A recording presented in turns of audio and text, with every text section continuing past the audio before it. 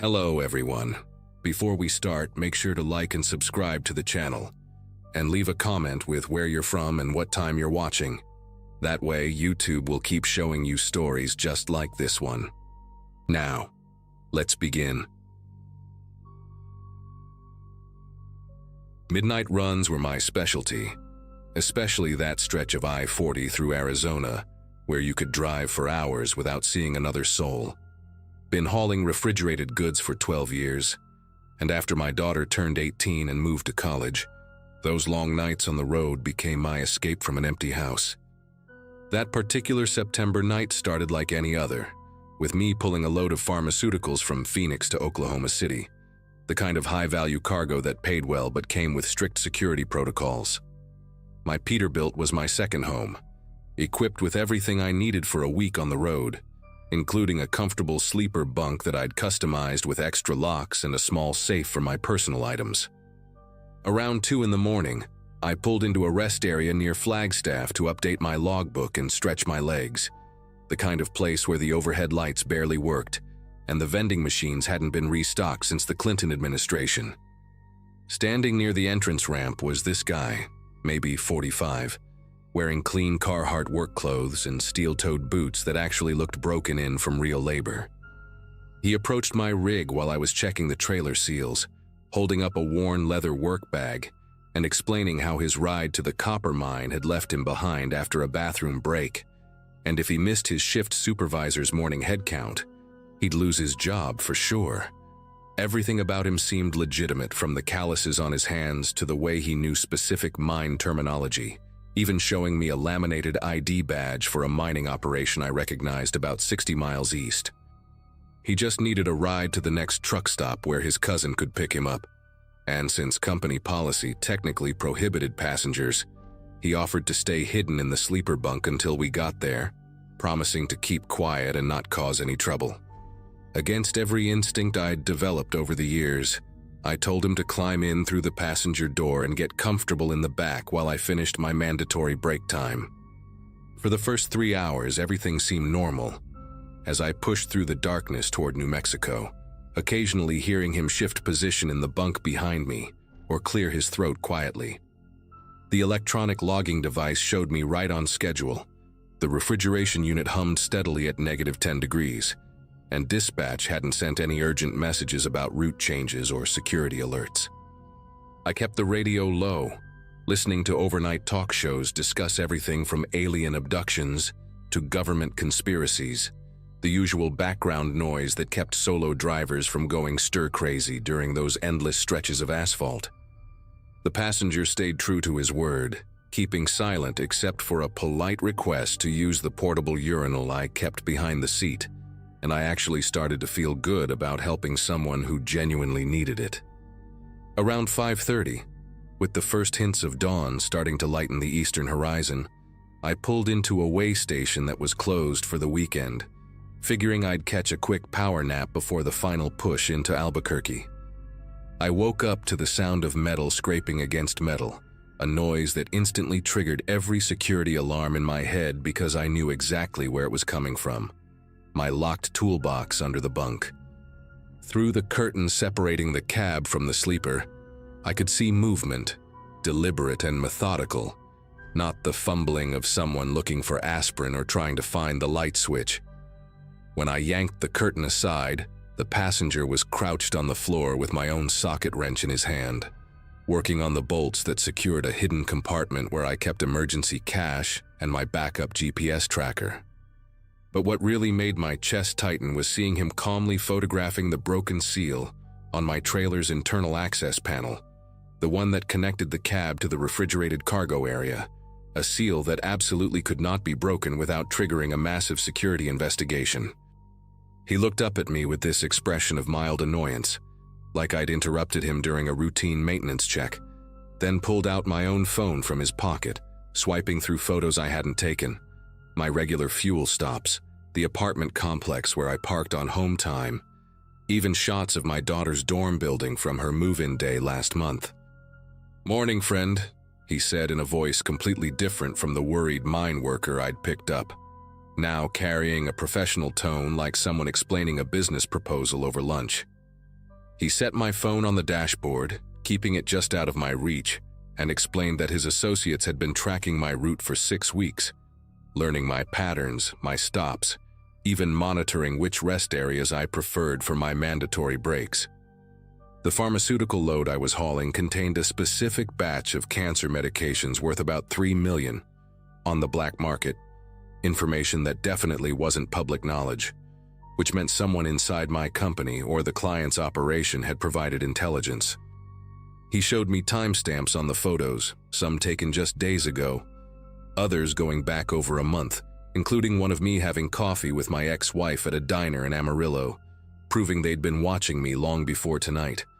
The mining story, the authentic-looking badge, the calloused hands, all of it was theater, carefully rehearsed to exploit the exact kind of sympathy that would make a lonely middle-aged driver break protocol on a dark night. What he wanted was simple enough to understand, but impossible to accept. I was supposed to drive to a specific coordinate, about 40 miles off the interstate, where his team would unload exactly 7 pallets from the middle section of my trailer, the ones containing the targeted medications. After the transfer, I'd continue to a predetermined ravine, where I'd report my truck stolen, claiming I'd been ambushed at a rest stop while sleeping, and the company insurance would cover the loss while I walked away clean. He'd already manipulated my electronic logging device to show me taking a completely different route, sending false GPS pings to dispatch that placed me hundreds of miles from our actual location, creating a digital alibi that would make me look guilty if I tried to report what was really happening. The genius of their plan was its simplicity. If I cooperated, I'd be a victim, but if I refused or tried to alert anyone, the evidence would point to me as an inside accomplice who got cold feet, especially since I'd violated company policy by picking up a passenger in the first place.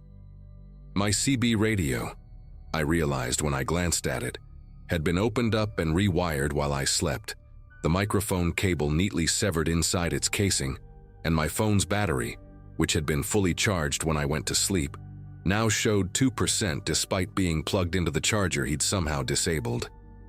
He must have seen me eyeing the door handle because he casually mentioned that my keys were already with his partner, who was following us in a sedan about a quarter-mile back, close enough to intervene if I tried anything stupid but far enough to avoid suspicion. The way he explained it, like discussing a pizza delivery route, made the whole thing even more terrifying because this was just another day at work for him, another driver to manipulate, another load to steal, another life to potentially destroy if things went sideways. When I asked what would happen if I refused to drive, he pulled up a video on my phone showing the inside of my daughter's dorm room, taken from her own laptop camera while she slept, her stuffed elephant from childhood visible on the nightstand beside her. Not a threat exactly, just a demonstration of capability, proof that their reach extended far beyond this truck, beyond this highway, into spaces I thought were protected by distance and anonymity. He even knew her class schedule, mentioning that she had organic chemistry at 10 on Mondays, information that turned my stomach into a knot of pure dread because it meant they'd been watching her too, studying her routines just like they'd studied mine. I started the engine because what else could I do? My mind racing through scenarios that all ended badly while he settled into the passenger seat like we were old friends on a road trip. The coordinates he gave me led through a series of back roads I'd never traveled, past abandoned gas stations and collapsed barns that looked like they'd been rotting since the Reagan years, the kind of places where trucks weren't supposed to go, but where someone could easily disappear. He made me turn off the dash cam, physically removing the memory card and crushing it under his boot heel, then had me disable the trailer's refrigeration alarm so it wouldn't alert dispatch when the temperature rose from opening the doors. Every few minutes he'd check something on a tablet he produced from his bag, tracking our progress against some predetermined timeline, occasionally sending messages to people whose roles I could only imagine. The worst part was how normal he acted between giving instructions, asking about my years on the road, commenting on the sunrise, even offering me a stick of gum from a pack he'd found in my console, as if we weren't in the middle of committing a federal crime that would end my career and probably my freedom. When we reached the transfer point, an abandoned grain elevator surrounded by rusted silos and dead wheat fields, 3 men were already waiting with an unmarked box truck that looked like it hauled furniture or appliances. They worked with practiced efficiency, knowing exactly which pallets to take, using a portable forklift they'd brought to move the medications from my trailer to theirs in less than 20 minutes, never speaking to me or even acknowledging I existed beyond being the driver of the vehicle they were robbing. The passenger supervised the operation while maintaining his grip on my phone and keys, occasionally showing me the tablet screen where my truck still appeared to be traveling normally along I-40, according to the spoofed signals being sent to my company's tracking system. One of the men spray-painted over the serial numbers on the stolen pallets. Another took photos of the remaining cargo to ensure they'd left the right items behind.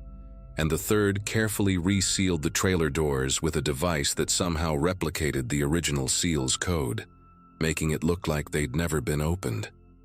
The whole operation felt like watching a pit crew at a NASCAR race, each person knowing their exact role, their precise movements, no wasted motion or unnecessary communication, just criminal efficiency perfected through repetition.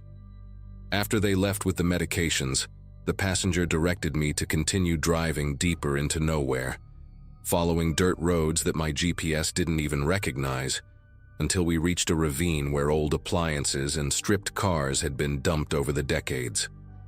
He explained that I'd leave the truck here, keys in the ignition, doors unlocked, making it look like I'd been carjacked by opportunistic thieves who dumped the rig after realizing they couldn't fence pharmaceutical cargo.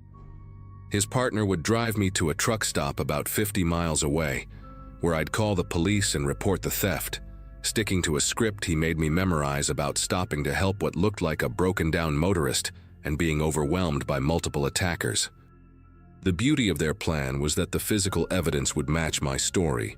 The truck would be found abandoned, the high-value cargo missing, the electronic logs showing me miles away from where the actual theft occurred, and my violation of company policy by picking up a hitchhiker would be buried under the larger crime. He even had a bruise kit in his bag, offering to give me some convincing injuries to support my story, though I declined that particular service, already feeling sick enough about what I'd been forced to participate in. But something shifted in my mind when he mentioned my daughter again, reminding me that cooperation was my only option if I wanted to keep her safe from any future complications. That's when I noticed the tablet he'd been using was still unlocked, sitting on the dashboard while he gathered his things from the sleeper compartment, the screen showing what looked like a messaging app with timestamps and locations. Without really thinking about consequences, I grabbed it and took photos with an old digital camera I kept in the door pocket for accident documentation, capturing screen after screen of their communication network, pickup coordinates, even partial names and phone numbers. My fingers working faster than my brain could process the stupidity of what I was doing. He caught me just as I was sliding the camera back into its spot, his expression shifting from mild surprise to something darker, but then he actually smiled and said it didn't matter because the tablet would be destroyed within the hour anyway. And who would believe a driver who'd already lied to police about a hijacking? The confidence in his voice suggested this wasn't bravado, but experience, that he'd dealt with desperate drivers before, ones who thought they could outsmart the system only to realize they were already too deep in the mud to crawl back out. The sedan that picked me up from the ravine was driven by a woman who never spoke, just drove while the passenger sat behind me, making sure I didn't try to memorize the route back or do anything clever with the door handles.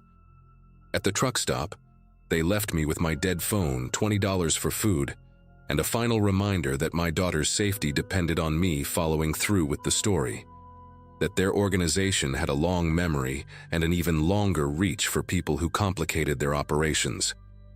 I waited exactly 30 minutes like they instructed, then used the payphone to call 911, my voice genuinely shaking as I reported the theft, the lie coming out easier than I expected because most of it was true. I had been forced at gunpoint to drive my truck somewhere. Men had stolen my cargo, and I'd been left stranded at a truck stop. The police believed me. The company investigators believed me. Even the FBI agents who eventually got involved believed me, especially after the truck was found exactly where I said it would be, stripped of its valuable cargo but otherwise intact. What I never told anyone was about the camera's memory card I'd hidden in my boot, those photos I'd managed to capture, evidence I kept for 3 months before finally mailing it anonymously to the DEA from a post office 2 states away, along with dates, routes, and every detail I could remember about the operation. 6 months later, I read about a major pharmaceutical theft ring being busted across 3 states, dozens of arrests including several trucking company employees who'd been feeding them information about high-value loads. The article mentioned recovered cancer medications worth millions, sophisticated GPS spoofing equipment, and a network that had been operating for years using the same method, recruiting desperate drivers through carefully orchestrated hitchhiker scenarios. I never found out if my anonymous tip contributed to the investigation, but I recognized one detail in the news coverage. They'd tracked the gang through digital communications on encrypted tablets, the exact kind of evidence I'd photographed during those terrified seconds in my cab. My daughter never knew how close danger had come to her life, still doesn't know why I insisted she transfer to a different college mid-semester, or why I paid for her to change apartments and get a new phone number. I quit long-haul driving after that night, took a local delivery job that pays half as much, but lets me sleep in my own bed, behind doors I can lock, in a house where I installed security cameras that I check obsessively, even though it's been over a year without any sign of trouble.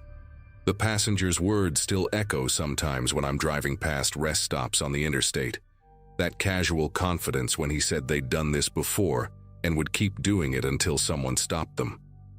I think about all the other drivers out there pulling lonely night shifts, checking their mirrors for following cars, wondering if that person standing by the entrance ramp really needs help, or if they're bait for something worse. The company never found out I'd broken policy by picking up a hitchhiker. The investigation focused entirely on the theft itself, and I kept my commercial license clean enough to keep working, though I'll never look at a load manifest the same way again. People ask me sometimes why I switched to day routes, why I gave up the better money, and I tell them I got tired of sleeping in the truck, which is true enough even if it's not the whole truth. The whole truth is that I learned the hard way how one moment of misplaced kindness, one decision to help a stranger on a dark highway, can turn you into a criminal, whether you meant to be one or not, and some mistakes follow you home no matter how many miles you put between yourself and that rest stop in Arizona.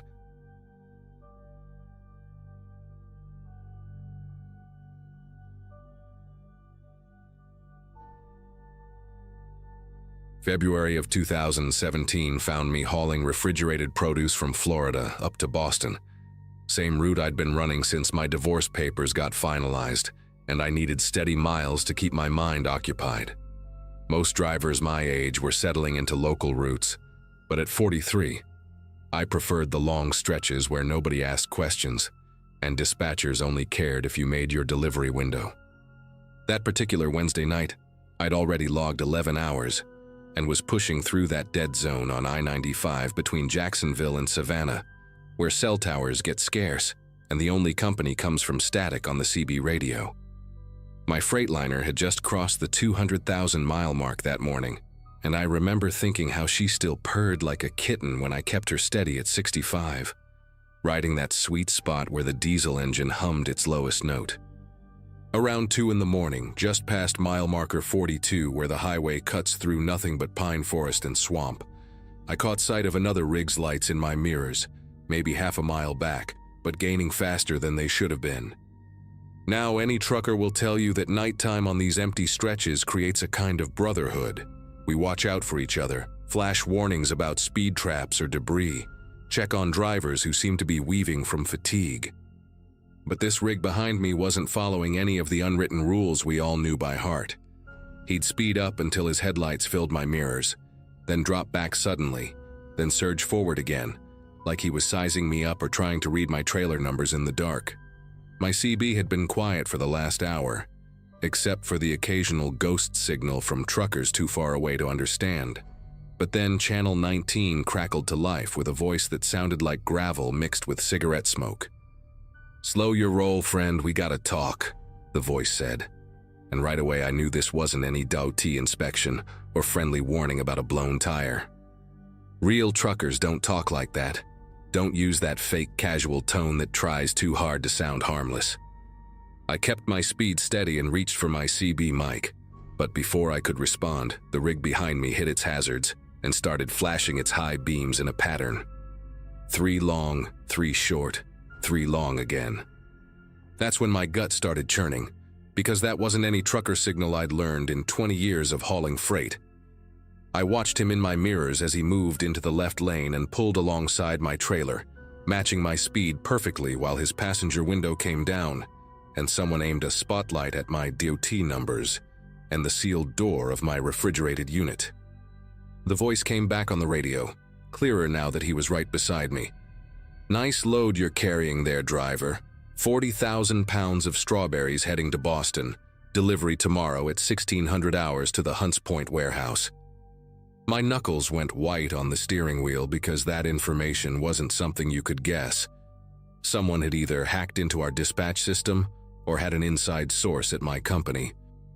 I glanced at my phone mounted on the dashboard, showing 1 bar of signal that kept flickering to none, and realized we were approaching the Ridgeland exit where there was a way station that had been closed for renovations for the past 3 months. Just a dark pullout with no cameras and no witnesses.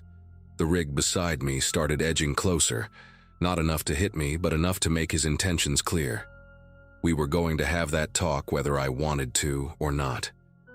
I tried to accelerate past him, but another set of headlights appeared in front of me, a second rig that had been running dark until now, slowing down to trap me in the right lane.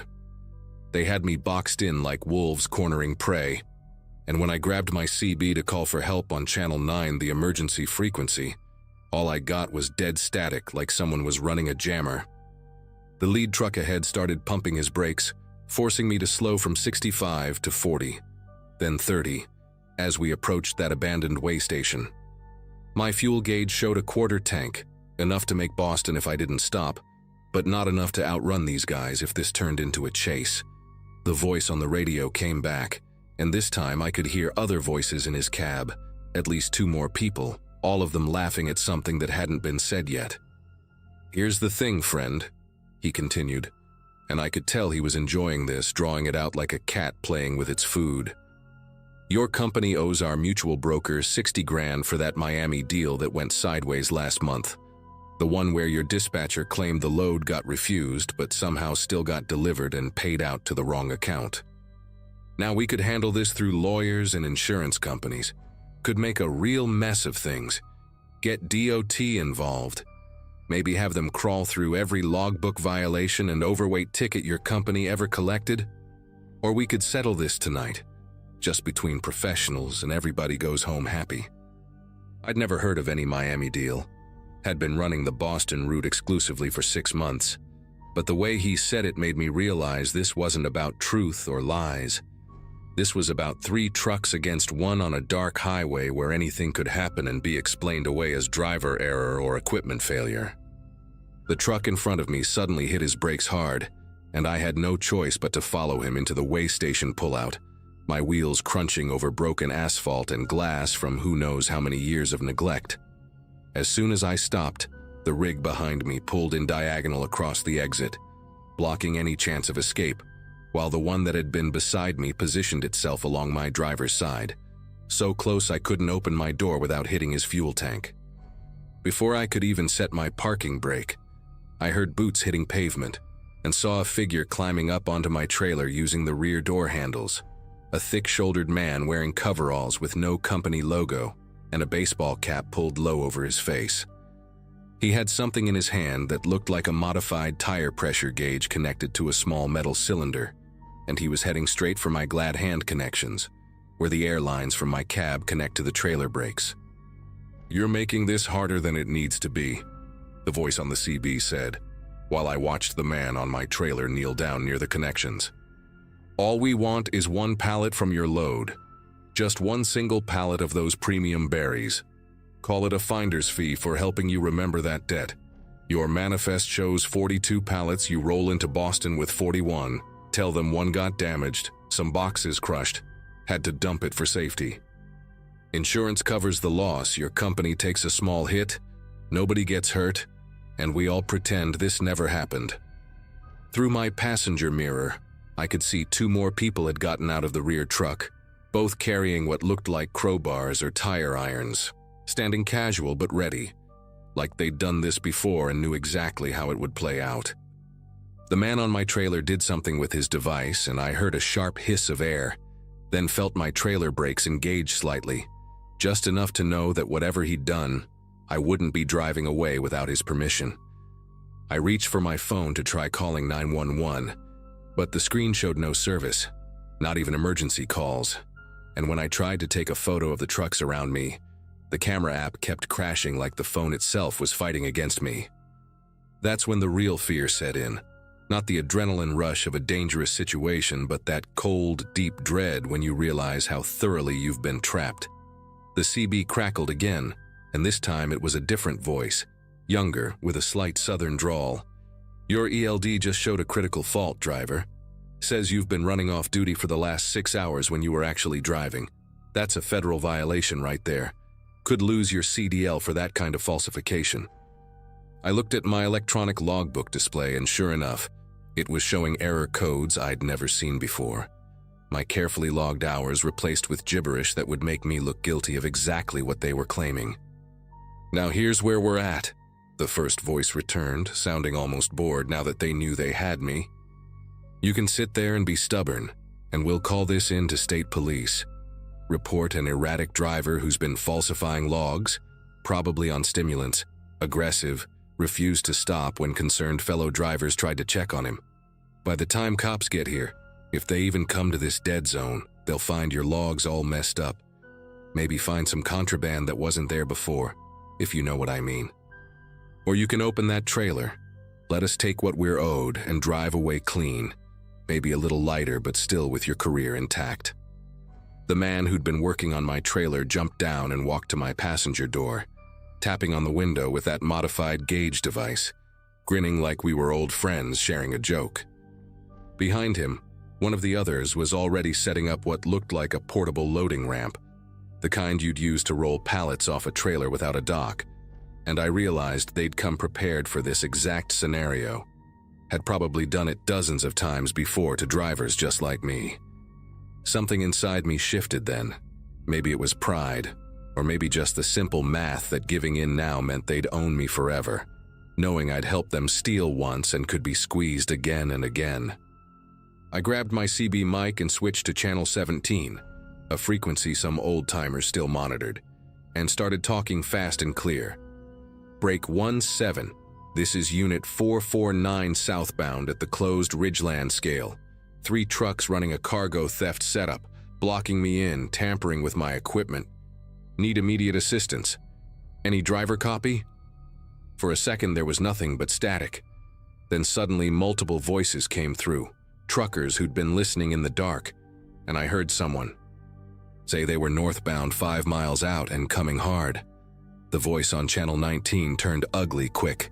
"You just made the biggest mistake of your life, driver. You're gonna regret that."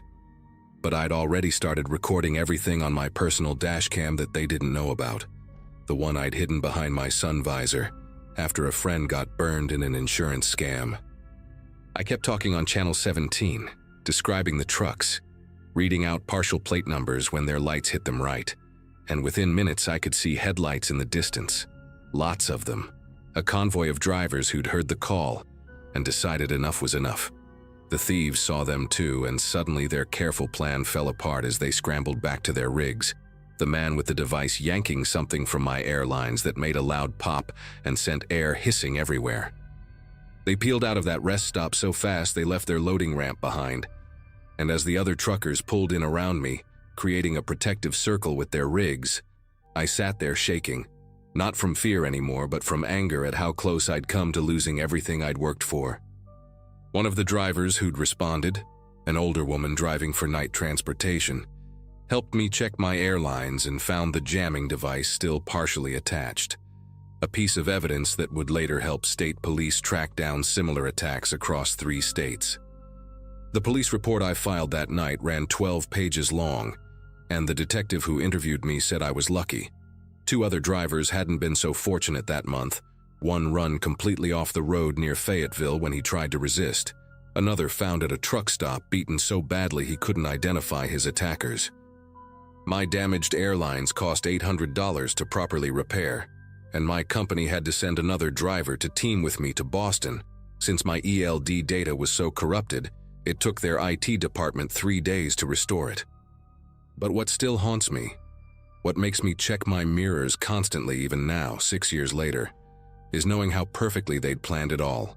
The dead zone location, the ELD tampering, the broker story that sounded just plausible enough, the way they knew exactly which buttons to push to make a driver choose between his cargo and his career. I still run that same stretch of I-95, still past that abandoned way station, now finally demolished and turned into just another patch of forest, but I never run it alone anymore. I joined a group of drivers who coordinate their routes through that corridor, making sure nobody's isolated in those dead zones where cell towers don't reach and help is just a wish. We've got our own channel now, Channel 38, and we check in every 20 miles. A rolling safety net of drivers who learned the hard way that the real danger on these highways isn't falling asleep at the wheel or blown tires or bad weather. It's the predators who know exactly how vulnerable we are out here, alone in our cabs with hundreds of thousands of dollars of cargo and nothing but a thin sheet of aluminum between us and whoever decides we're worth the risk. The FBI eventually arrested 7 people connected to that ring, though the voice on the radio that night, the one who seemed to be running the show, was never identified. Sometimes on quiet nights when I'm running through that stretch, I still hear whispers on Channel 19, voices that sound almost familiar, asking innocent questions about what drivers are hauling and where they're headed. And I wonder how many more crews are out there, waiting in the dark for the next driver who's running alone, tired, and far from help.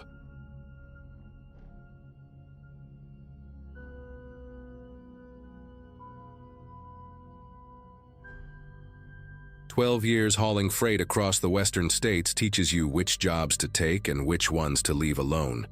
But sometimes the money talks louder than your instincts. Most drivers my age were either settling into local routes or had moved up to owning their own rigs. But here I was at 37, still taking whatever paid best, still sleeping in truck stop parking lots and showering at Flying J locations from Nevada to California.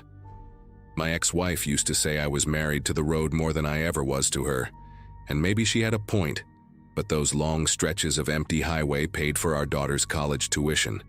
So I kept my complaints to myself and my eyes on the white lines disappearing under my headlights.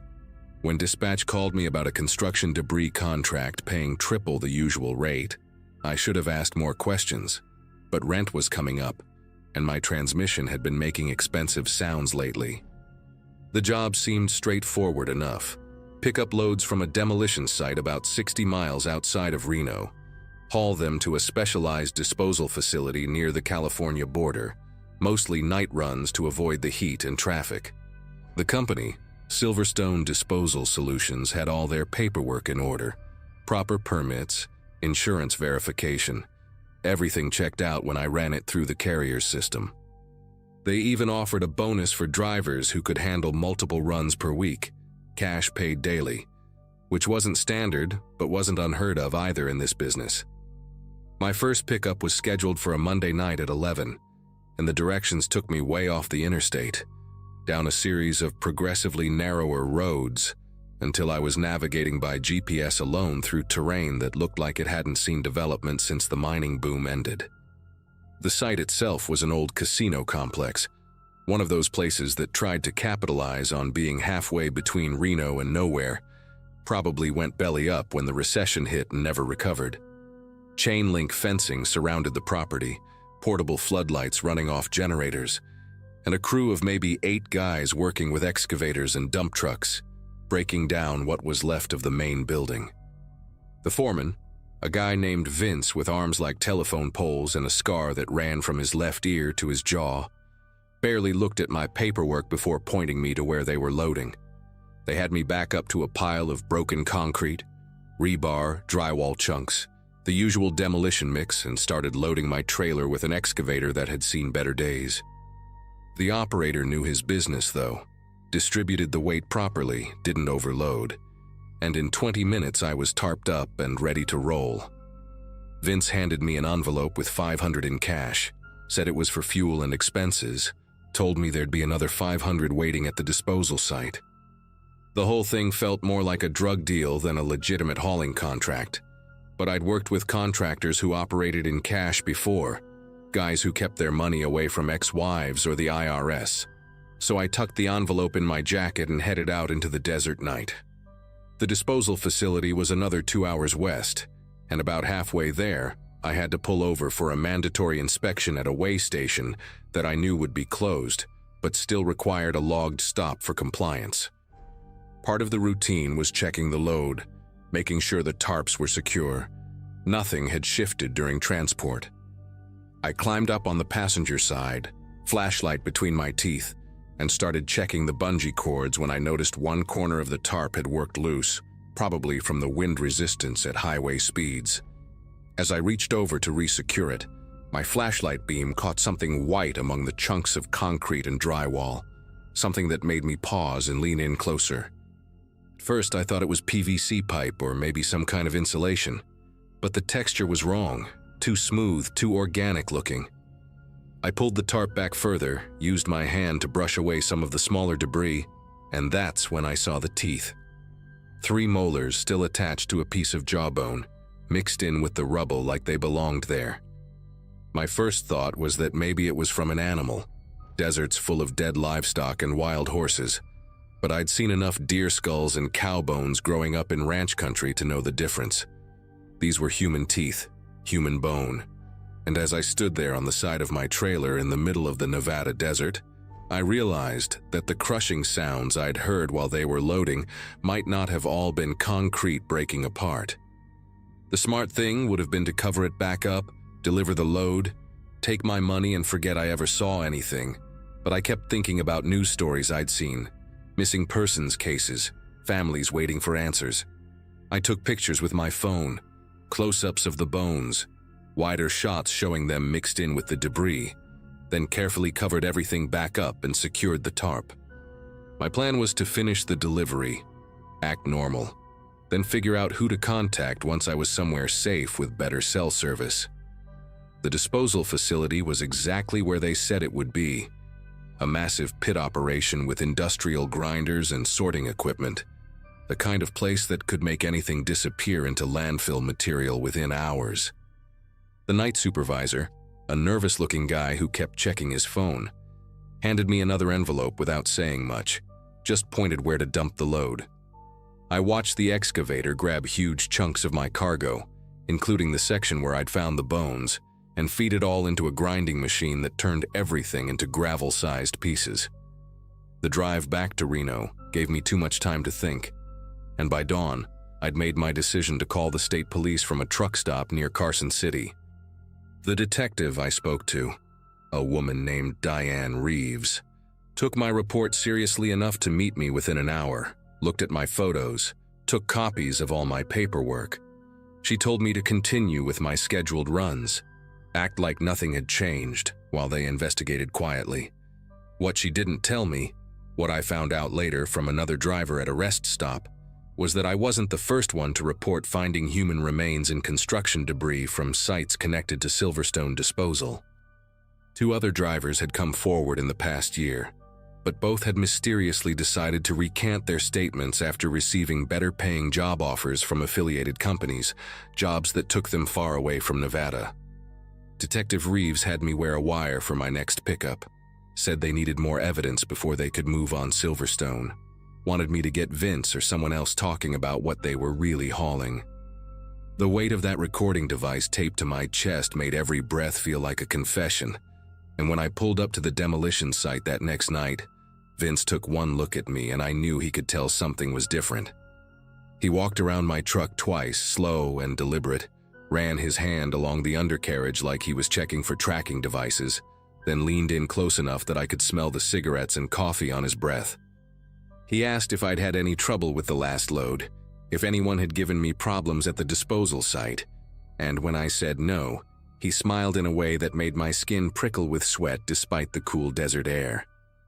That night, they loaded my trailer with unusual care, Vince personally supervising every scoop, and when they were done, he climbed up to check the tarp himself, his boots leaving muddy prints on my running boards. He found my phone in the cab where I'd left it charging, turned it over in his hands like he was memorizing the model, then set it back down exactly where it had been. Before I left, he handed me the cash envelope but held onto it when I tried to take it. Made me look him in the eye while he told me that Silverstone valued loyalty, that drivers who kept their routes running smooth could make more money than they'd ever dreamed of, but drivers who complicated things had a tendency to find other work real quick. The whole time he was talking, one of his crew members was taking pictures of my license plate, my dot numbers, making sure they had everything they needed to find me again if they had to. I made that delivery with my knuckles white on the steering wheel, dumped the load without looking at what might be mixed in with the concrete this time, and drove straight back to Detective Reeves at the state police station.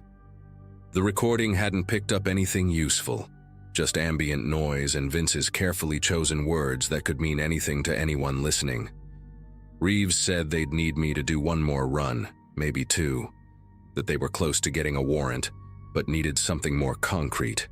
And I laughed at her choice of words even though nothing about this was funny. She promised they'd have undercover units watching me, that I'd be safe, but we both knew that was the kind of lie cops tell witnesses to keep them cooperating. I told her I'd think about it, needed to sleep on it, but the truth was, I'd already decided to take one more load from whatever long-distance company would have me, and never set foot in Nevada again. That night I parked at a Love's truck stop just outside Sparks, figured I'd be safer surrounded by other drivers than alone somewhere, and tried to get some sleep in my cab. Around 3 in the morning, something woke me up, a subtle shift in the weight of my truck, like someone had climbed onto the back. I lay still, listening, heard footsteps on the metal deck of my trailer, moving slowly from the rear toward the cab. Through my side mirror, I could see a shadow, human-shaped but moving wrong, checking each tie-down strap, each tarp corner, methodical and patient like they had all night to do whatever they'd come to do. Then the footsteps stopped right outside my sleeper, and I heard fingers running along the rivets of my door, testing the lock, and a voice I recognized but couldn't quite place whispered my name, my actual name, not my handle or my company number, and told me that Silverstone had a message for me about keeping my scheduled runs. I didn't wait to hear the rest of the message, just fired up the engine and pulled out of that parking spot so fast I nearly clipped the fuel island, saw in my mirrors the shadow figure stumbling backward off my running board. Other drivers were already stirring, lights coming on in nearby cabs, and I knew whoever had come for me wouldn't try anything with that many witnesses around. I drove straight through the rest of the night, called Detective Reeves from the road and told her everything, said I was done being bait, that she had 12 hours before I was crossing into Oregon and never coming back. She tried to convince me to stay, said they were hours away from making arrests, but then I heard something in the background of her call, Vince's voice talking to someone in her office, asking about paperwork for a witness who'd been in an unfortunate trucking accident, and I knew right then that Silverstone's reach went deeper than anyone had imagined.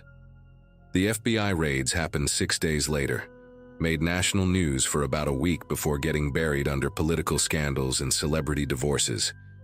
But by then, I was already running produce from Washington to Montana, sleeping in different truck stops every night, never staying in one place long enough for anyone to track my patterns. They arrested 17 people, including Vince, found evidence linking Silverstone to disposal of bodies from organized crime hits across 3 states, victims who'd been mixed into construction debris and scattered across legitimate landfills where they'd never be found or identified. Detective Reeves sent me one message saying they couldn't have done it without my photos and initial report, but I knew better than to respond. Knew that even with Vince locked up, there were others out there who remembered my face, my truck, my name. Some nights I still wake up thinking I hear footsteps on my trailer, still check my mirrors for vehicles that follow too long, Still wonder about every load of construction debris I see on the highway, and what secrets might be buried beneath those blue tarps, ground down into dust and scattered to the desert wind.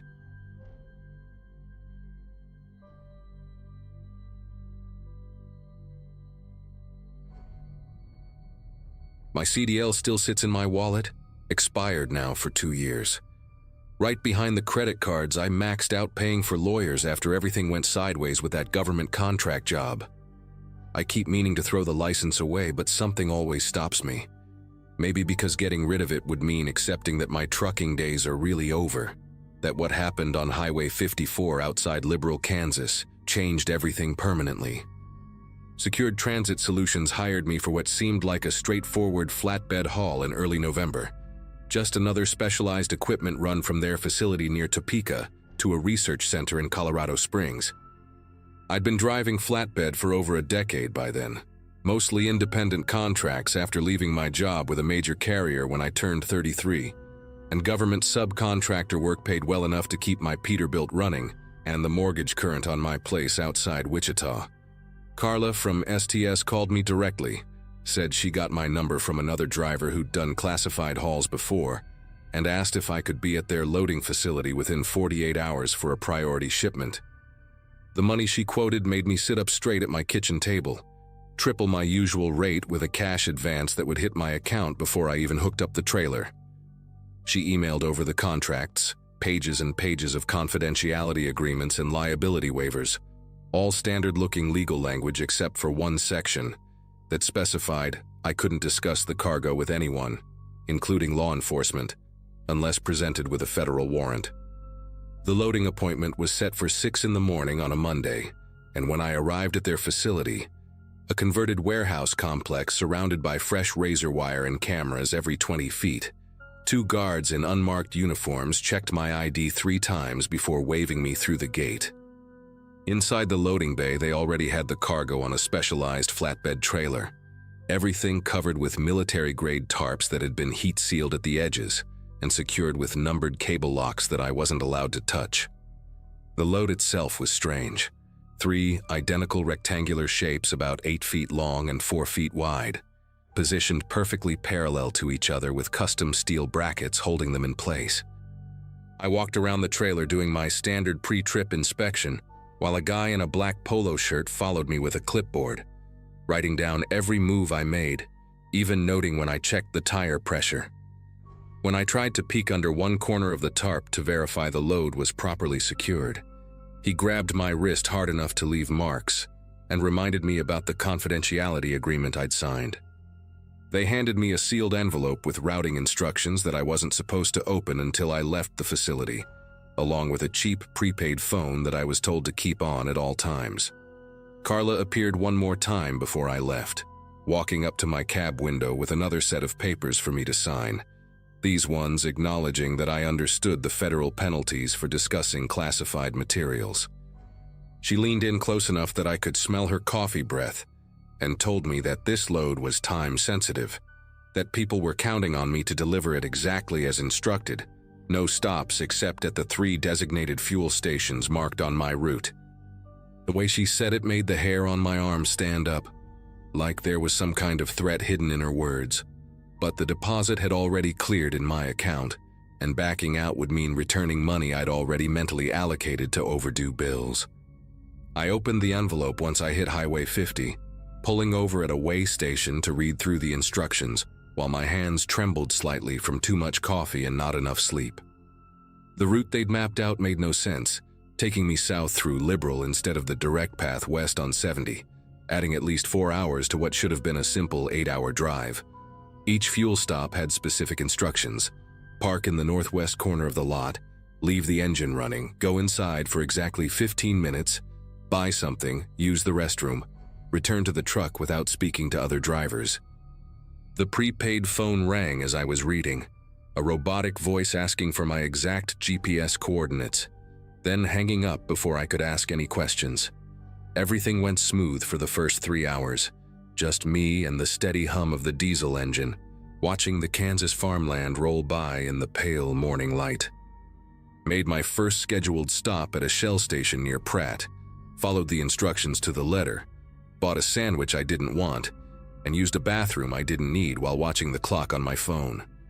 Nobody approached the truck while I was inside, but when I came back out, there was a white sedan parked 3 spaces away with tinted windows and government plates, engine running, nobody visible inside. The same car followed me back onto the highway, staying exactly 5 car lengths behind for the next 30 miles, before taking an exit that led to nothing but wheat fields.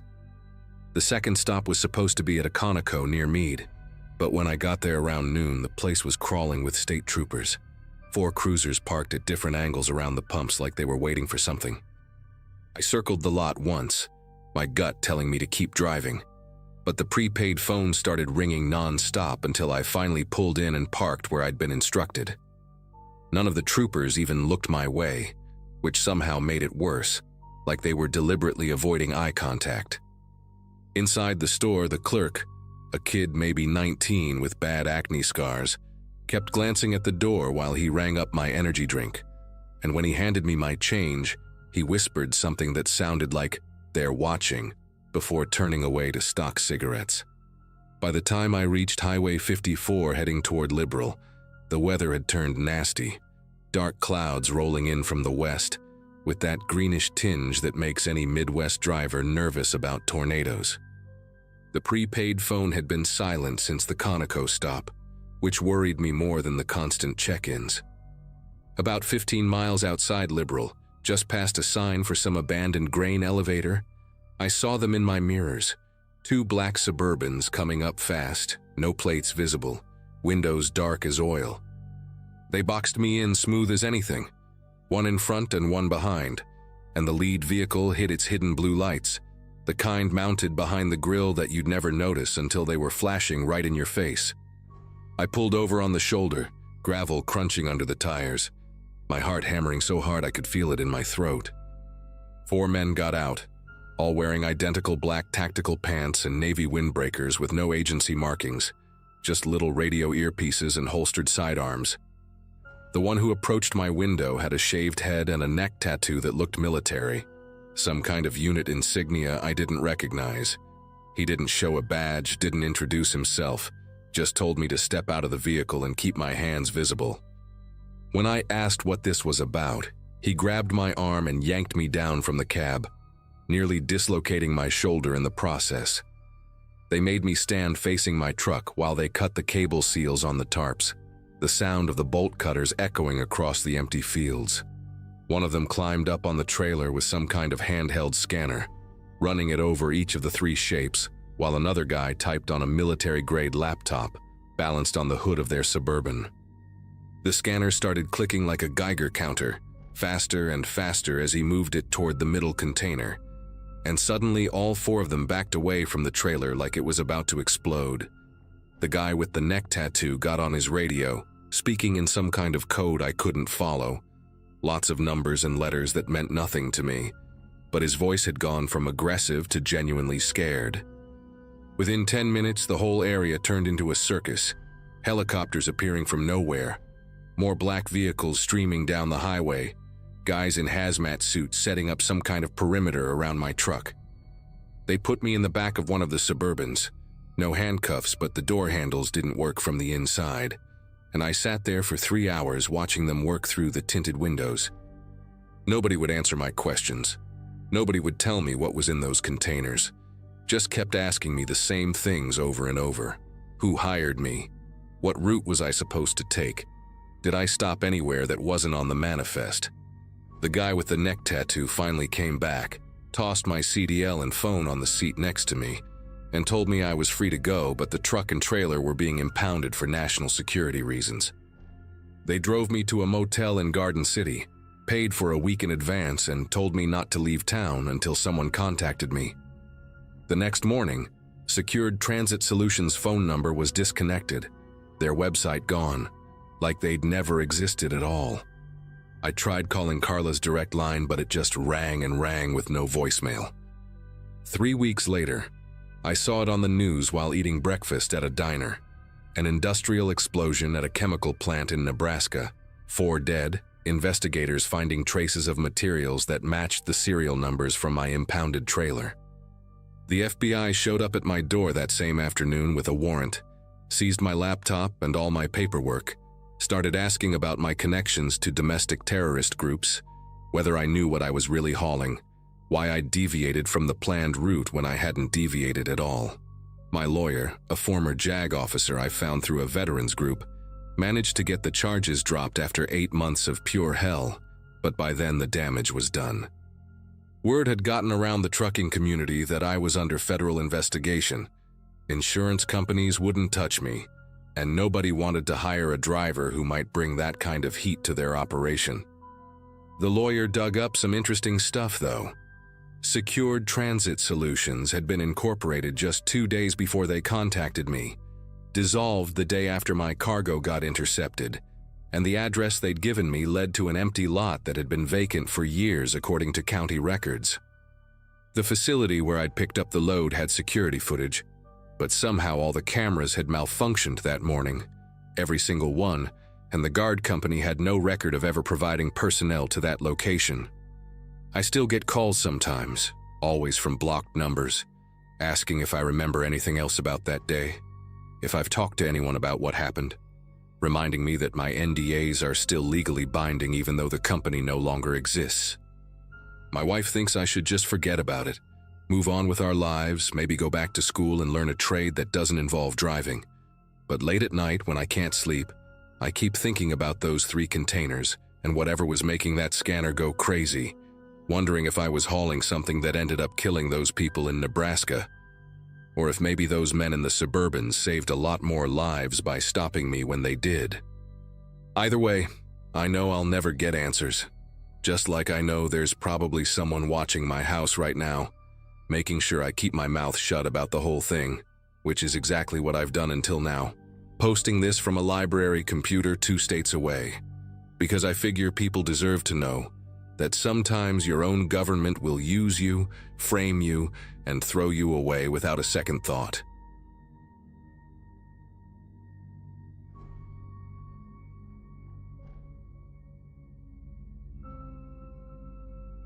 Anyone who's driven a rig for a living knows the industry runs on 2 things: fuel and trust. When both start running low, you make decisions you wouldn't normally make. That's where I was in March of 2023, 41 years old with a small fleet of 3 trucks that were bleeding me dry on repairs. My best driver had just quit to work for one of the mega carriers, and I was staring down a month where I'd have to choose between making the insurance payment or keeping the trucks running. That's when I got the email from a broker I'd never heard of before, Westline Logistics, offering rates that were 30% higher than what I was used to seeing. The loads were overnight runs, always starting after 8 in the evening, always ending before dawn. The email said they specialized in time-sensitive freight for clients who valued discretion. I should have known better, but desperation has a way of making red flags look like opportunities. The first job seemed straightforward enough. Pick up a sealed container at a warehouse outside Louisville, drive it to a distribution center near Indianapolis, drop it off, collect payment. The paperwork looked legitimate, proper BOL, all the right stamps and signatures, even had dot numbers that checked out when I looked them up online. The weird part was the pickup itself. The warehouse was in an industrial zone that looked half abandoned, just one building with lights on in a sea of dark structures. A guy in a Westline Logistics jacket met me at the loading dock, wouldn't make eye contact, just handed me the keys to the container and told me the code for the lock. He made me sign a separate non-disclosure agreement right there on a clipboard, said it was standard procedure for sensitive cargo. I asked what was in the container, and he gave me this rehearsed line about proprietary manufacturing equipment. The whole interaction took maybe 5 minutes. I hooked up the container, checked the seals were intact like the paperwork specified, and headed out. The drive was quiet, just me and the highway and the nagging feeling that I should have asked more questions. The payment hit my account before I even made it back home, which never happens in this business. Usually you're waiting weeks for brokers to process payments, chasing down invoices, dealing with short pays and deductions. But Westline paid in full, plus a bonus for what they called professional discretion. That money kept my operation alive for another month. So when they emailed again a week later with another overnight run, same rate plus an extra $200 for fuel, I didn't hesitate. Then it became a pattern. Every week, sometimes twice a week, always overnight runs, always sealed containers, always different pickup and drop-off locations across the Midwest. The paperwork was always perfect, the payments always immediate. I started recognizing some of the warehouse locations, noticed they were always in these isolated industrial areas where nobody would pay attention to truck traffic at odd hours. The loading dock workers were different each time, but they all had that same nervous energy, that same refusal to make conversation. One time I tried to make small talk with a guy who looked about 20, asked him how long he'd been working for Westline, and he just stared at me like I'd asked him to confess to a crime. He mumbled something about being a contractor and practically ran back inside. About 2 months in, I started noticing other trucks at these locations. Not the same trucks, but they all had something in common. They were owner-operators like me. Smaller outfits, guys running 1 or 2 rigs. I'd see them at the pickup points, waiting in the staging areas, and we'd do that trucker nod. That acknowledgement that we were all part of the same world. But nobody talked.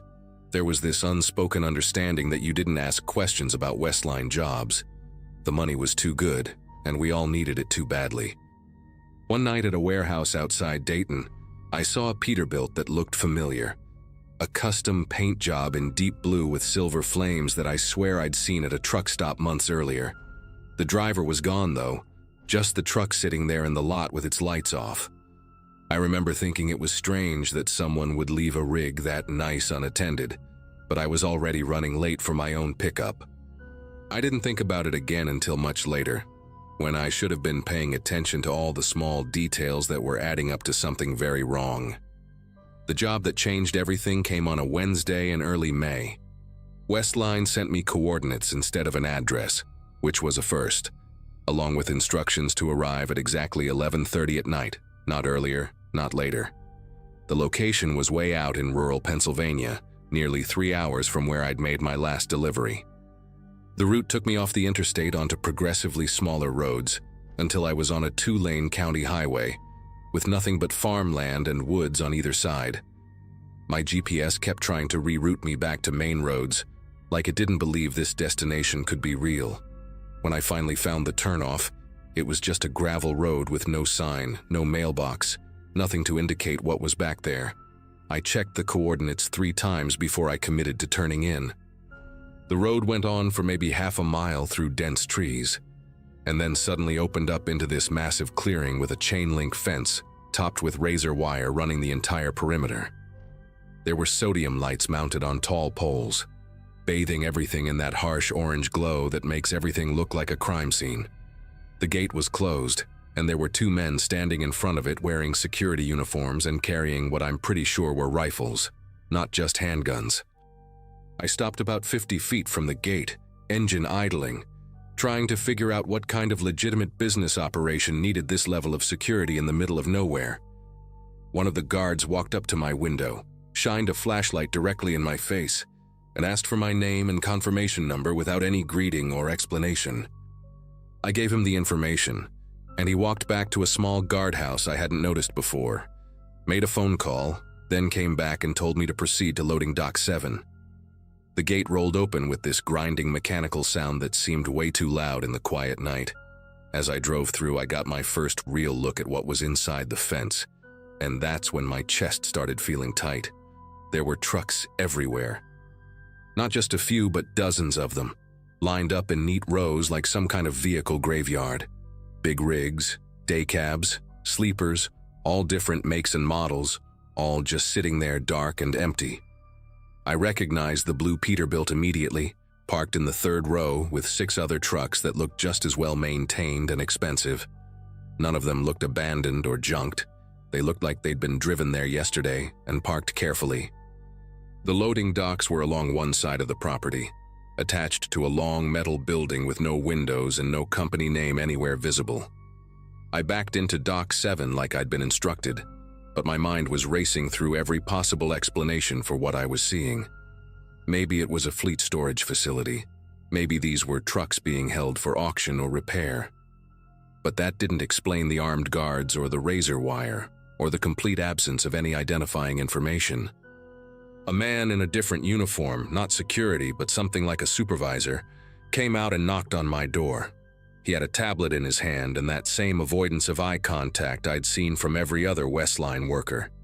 He told me to leave the engine running, exit the vehicle, and come inside to complete the paperwork. Something in his tone wasn't a request, it was an instruction, the kind you don't argue with. I climbed down from the cab, and he walked me through a metal door into a hallway that smelled like oil and something chemical I couldn't identify. The walls were bare concrete block, the floors were stained, and there were more cameras than I'd ever seen in any warehouse, mounted in every corner, every doorway, all of them with little red lights indicating they were recording. He led me into a small office where another man was sitting behind a desk, older, maybe in his 50s, wearing a polo shirt with a Westline Logistics logo embroidered on it. The man behind the desk smiled at me, but it didn't reach his eyes.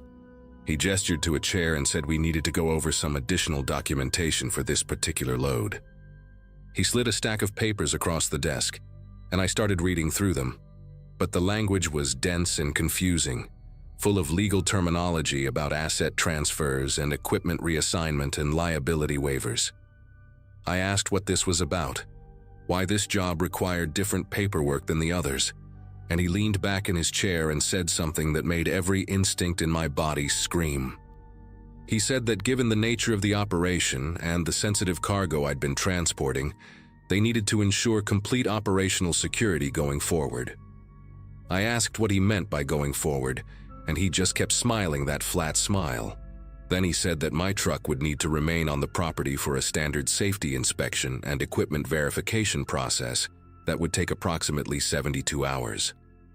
I stood up and said that wasn't part of the agreement, that I had other deliveries scheduled, that I needed my truck. He didn't stand up, didn't raise his voice, just calmly said that the inspection was non-negotiable and outlined in the contract I'd signed 2 months ago. I pulled out my phone to call someone, anyone, and realized I had no signal. Not one bar. He noticed me checking and mentioned that the property had cellular interference due to the security systems. That's when I knew I wasn't leaving. I tried to keep my voice steady and asked if I could at least get my personal belongings from the cab. He nodded and said one of the security personnel would escort me. We walked back out to the loading dock, and the guard who came with me wasn't the friendly escort type. He stood close enough that I could smell his cologne, watching my every move as I grabbed my duffel bag, my logbook, and my wallet from inside the sleeper. That's when I noticed something that sent a jolt of pure panic through me. The VIN plate on my dashboard, the one that's riveted in place and never supposed to be removed, had a small scratch mark around the rivets, like someone had been measuring or photographing it. I looked at the guard and he was already staring at me, waiting for me to finish up. I grabbed what I could and let him walk me back inside, this time to a different part of the building. He opened a door to what looked like a break room, except there were 4 other guys in there, all of them with that same exhausted, trapped expression. One of them was wearing a Schneider Company shirt, another had a Cat Diesel power cap, all of them owner-operators by the look of it. The guard told me to wait there, that someone would bring me dinner and that I'd be called when my inspection was complete. Then he locked the door from the outside. The second the lock clicked, one of the men, heavy-set guy with a gray beard and wearing a worn denim jacket, looked at me and said, "How many runs did you do for them before they brought you here?" I told him maybe 15, 20 loads over 2 months. He shook his head and said he'd done 37 before they'd finally pulled him in. Another guy, younger with a southern accent and grease stains on his jeans, said he'd been in this room for 5 days. 5 days. I asked what they were doing with the trucks, and the man with the beard said exactly what I'd been afraid to think. They were stealing them, not through force but through paperwork. Every load we'd hauled had been legitimate enough to establish a pattern of trust. Meanwhile, they were collecting our information, our routes, our registration details, everything they needed to create false ownership documents. Once they had your truck on this property, They'd revin it, forge new titles, and sell it off to chop shops or overseas buyers. As for the drivers, we'd signed NDAs and contracts so dense with legal language that we'd basically agreed to keep our mouths shut or face massive lawsuits. But more than that, they had documentation showing we'd willingly driven loads for them dozens of times, which meant if anyone went to the police, we'd look just as complicit. The younger guy said 2 drivers had already signed over their trucks rather than risk prosecution. They'd been given $5,000 cash and dropped off at a bus station with a story about selling their equipment to pay debts. Nobody would question it. Nobody would investigate, and the trucks would disappear into the black market like they'd never existed. I sat there for hours trying to figure out a way out that didn't end with me losing everything or worse. The man with the beard, his name was Glenn, said they'd already offered him the buyout that morning, and he was planning to take it because he couldn't afford a legal battle, and his truck had a lien on it anyway. But my situation was different. I owned my 3 trucks outright, no loans, and one of them was sitting in this compound about to be stolen. If I signed it over, I'd lose not just that truck, but my entire business. I'd have nothing left. Around 3 in the morning, a different guard brought in sandwiches and bottles of water, and I noticed he propped the door open while he set the food down, just for a few seconds. Didn't even bother to check if we were all accounted for. That's when I realized something important. They weren't treating us like kidnapping victims because legally we weren't. We'd driven here voluntarily, we'd signed paperwork, and we were being fed and housed. If anyone asked, they'd say we were in a contractual dispute over equipment. They were sloppy because they didn't think we'd run. But I also noticed something else. The guard's radio was clipped to his belt and it was set to an open channel. I could hear dispatch chatter, and more importantly, I heard one of the guards say he was heading to the north gate to let a transport truck out. When the guard left and locked us back in, I told the others what I'd heard, and that I thought the north side of the property might be less monitored if they were focused on moving trucks out. Glenn said there was no point, that the fence was too high and the guards had weapons. But the younger guy, his name was Joey, said he'd noticed ventilation grates in the bathroom that connected to some kind of ductwork. It was a long shot, but we were all desperate in different ways. Around 4 in the morning, when we heard vehicle sounds and voices outside indicating another truck was being moved, Joey and I went into the bathroom and pried open the vent cover with a belt buckle. The duct was narrow, but not impossible.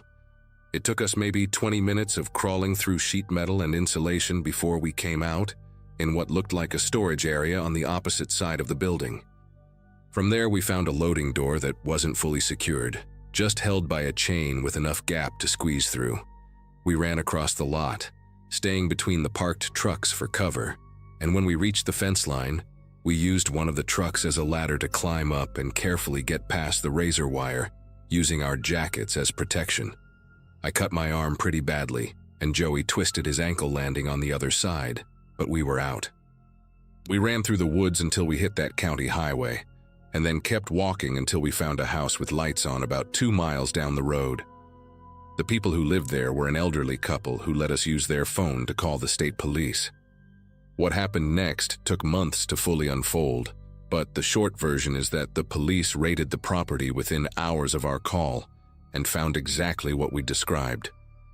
43 trucks, all reported stolen or missing over the past 8 months, all with altered VINs and forged documentation.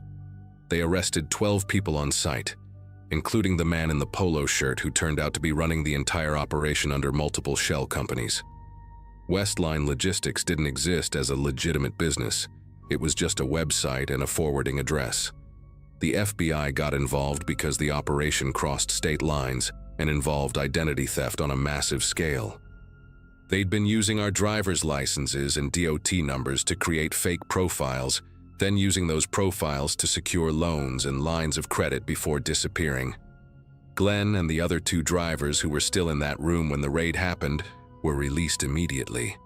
My truck was recovered, though it took 6 weeks of legal paperwork to get it back, and I had to replace the entire VN plate assembly because they'd already started the alteration process.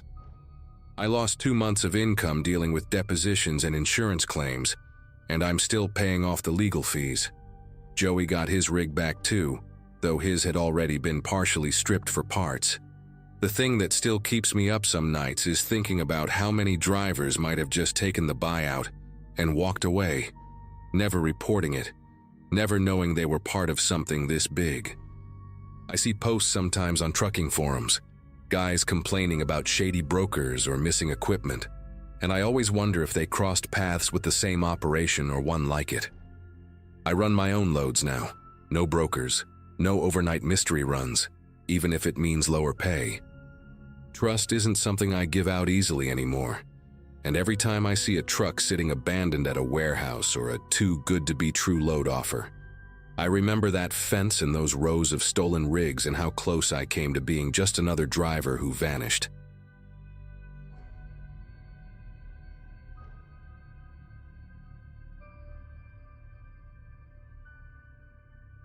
Driving refrigerated pharmaceuticals doesn't sound dangerous until you're the one responsible for keeping insulin stable at precisely 38 degrees while crossing a mountain pass in a blizzard. My commercial license renewal came through that January of 2015, which meant I'd turned 26 somewhere between the Utah border and that nightmare convoy through Teton Pass. I'd been hauling for Bridger Medical Transport for nearly 3 years by then, mostly solo routes, because the premium pay helped chip away at my mom's mounting medical bills from her botched knee replacement. The teaching credential I'd abandoned 2 years earlier felt like someone else's life entirely, especially on nights when I'd pull into a truck stop at 3 in the morning with my muscles aching and my thermos empty. But the job was mine, earned through countless hours of practice backing into tight loading docks and memorizing weight distribution charts that other drivers couldn't be bothered to learn. The convoy assignment came through dispatch on a Monday afternoon while I was finishing a delivery in Salt Lake. 6 refrigerated trucks needed to push medical supplies north to Billings before a massive winter system locked down the mountain routes for potentially a week. Bridger only organized convoys during severe weather advisories, when the risk of a solo driver getting stranded with a frozen load outweighed the inefficiency of coordinated travel. A veteran driver named Howard Pembroke got tapped as road captain, someone whose gravelly voice I'd heard countless times on the CB coordinating movements and warning about speed traps. When we staged at the truck stop in Logan that afternoon, Howard walked the line of rigs doing his safety check, a stocky man in his late 50s with wire-rimmed glasses that kept fogging up in the December cold. He stopped at my door, squinted up at my cab, and told me I'd be running sweep position at the rear of the convoy. His reasoning sounded solid enough at the time. My rig had the newest LED visibility array, and he wanted someone reliable watching for stragglers or mechanical failures. We rolled out just before sunset, which in December meant we'd be climbing into darkness by the time we hit the Sirius elevation. The convoy stretched ahead of me like a string of red taillights, each rig maintaining the mandatory 50-yard gap that Howard had drilled into us during the briefing. My CB crackled with periodic check-ins as we climbed, drivers calling out their positions and confirming their reefer units were holding temperature. The road was already getting bad, that kind of packed snow that turns to ice under your tires and makes every slight turn feel like a negotiation with physics. I kept my speed steady, my hands loose on the wheel the way my instructor had taught me during training, and tried not to think about the 16 pallets of insulin and antibiotics riding behind me. The pharmaceutical loads were always the worst for stress because you knew that somewhere down the line, actual human beings were counting on that shipment arriving intact and on schedule. About 40 minutes into the climb, one of the trucks near the front started having issues. I could hear it on the CB before I could see anything. A driver named Carl, reporting that his reefer unit was showing temperature fluctuations. Howard's voice came back immediately, calm and methodical, telling Carl to maintain speed and keep monitoring while he figured out if we needed to stop for a mechanical check. That's when I noticed the truck directly in front of me, a navy blue Freightliner with mud flaps that read Summit Freight, starting to tap its brakes more than necessary. Not the gentle pressure you'd use on a downhill grade, but these weird, irregular jabs that made the brake lights flare bright and then dim in a pattern that didn't match the road conditions. I clicked my CB to call it out, but before I could speak, Howard's voice filled the channel again, this time directing all drivers to tighten up the gaps because visibility was dropping fast with the snow coming down harder. The Summit freight truck hit its brakes hard about 10 minutes later, not a tap this time but a full stop that had me downshifting fast to avoid rear-ending him. My rig shuddered as I brought it down, the weight of the load pushing against my deceleration, and I watched the Freightliner's driver's side mirror as it swung wide and pulled off onto a narrow turnout carved into the rock face. The turnout wasn't marked as an official rest area, just a widened shoulder that maintenance crews probably used for equipment storage. Before I could process what was happening, the driver leaned out his window and waved me forward with these big, exaggerated arm movements like I was supposed to follow him in there. My gut told me to keep rolling, to click the CB and ask Howard what the protocol was for a truck-braking convoy formation, but the Freightliner was completely blocking my lane now, and the shoulder was the only place with enough room to get around him safely. I pulled in, my headlights sweeping across the turnout and illuminating something that made my chest tighten. 2 more trucks were already parked there, tucked back against the rock wall in positions that suggested they'd been waiting rather than stopping for an emergency. Both were running, exhaust pluming white in the cold air, and as my rig came to a complete stop, a 3rd truck pulled in behind me, effectively boxing me into a space barely large enough for 4 rigs. The drivers emerged almost simultaneously, 3 men in heavy Carhartt jackets and insulated gloves, their faces ruddy from the cold, but their expressions hard and focused in a way that had nothing to do with weather concerns. The one from the Freightliner, a tall guy with a graying goatee, approached my driver's side while the other 2 flanked my passenger side and rear. I rolled my window down maybe 3 inches, enough to hear him but not enough to make myself vulnerable, and he immediately launched into an accusation that caught me completely off guard. He said I'd cut into his lane about 20 miles back, that I'd forced him to brake hard and nearly sent him into the guardrail. And that kind of reckless driving in convoy formation was exactly the type of thing that got people killed on mountain passes. I genuinely had no memory of cutting anyone off, and I told him so through the narrow gap in my window, keeping my voice level, even though my heart was hammering against my ribs. He didn't seem interested in my explanation. Instead, he pulled out a small notepad, the kind drivers use to log fuel stops, and said that given the severity of the incident and the risk I'd posed to the entire convoy, he needed to see my key cargo certificate and manifest. His tone had shifted into something official sounding, like he was conducting a legitimate safety inspection, and when I hesitated, one of the other drivers, a shorter guy with a red face and a thick neck, moved closer to my passenger door and rapped his knuckles against the window. The sound was loud enough to make me jump. The tall one kept talking, saying that Summit Freight had contracted with Bridger before, and they knew the protocol for reporting unsafe drivers, that if I cooperated now, they could handle this between professionals without involving the highway patrol or my company's safety department. He wanted me to open the trailer for a visual inspection of my load, just to confirm I was maintaining proper temperature and hadn't compromised the shipment with my erratic driving. Everything about the request was wrong. Drivers don't inspect each other's loads on the side of the road, especially not in the middle of a blizzard on a mountain pass. Cargo certificates stay with the driver and only get shown to authorized personnel at weigh stations or delivery points.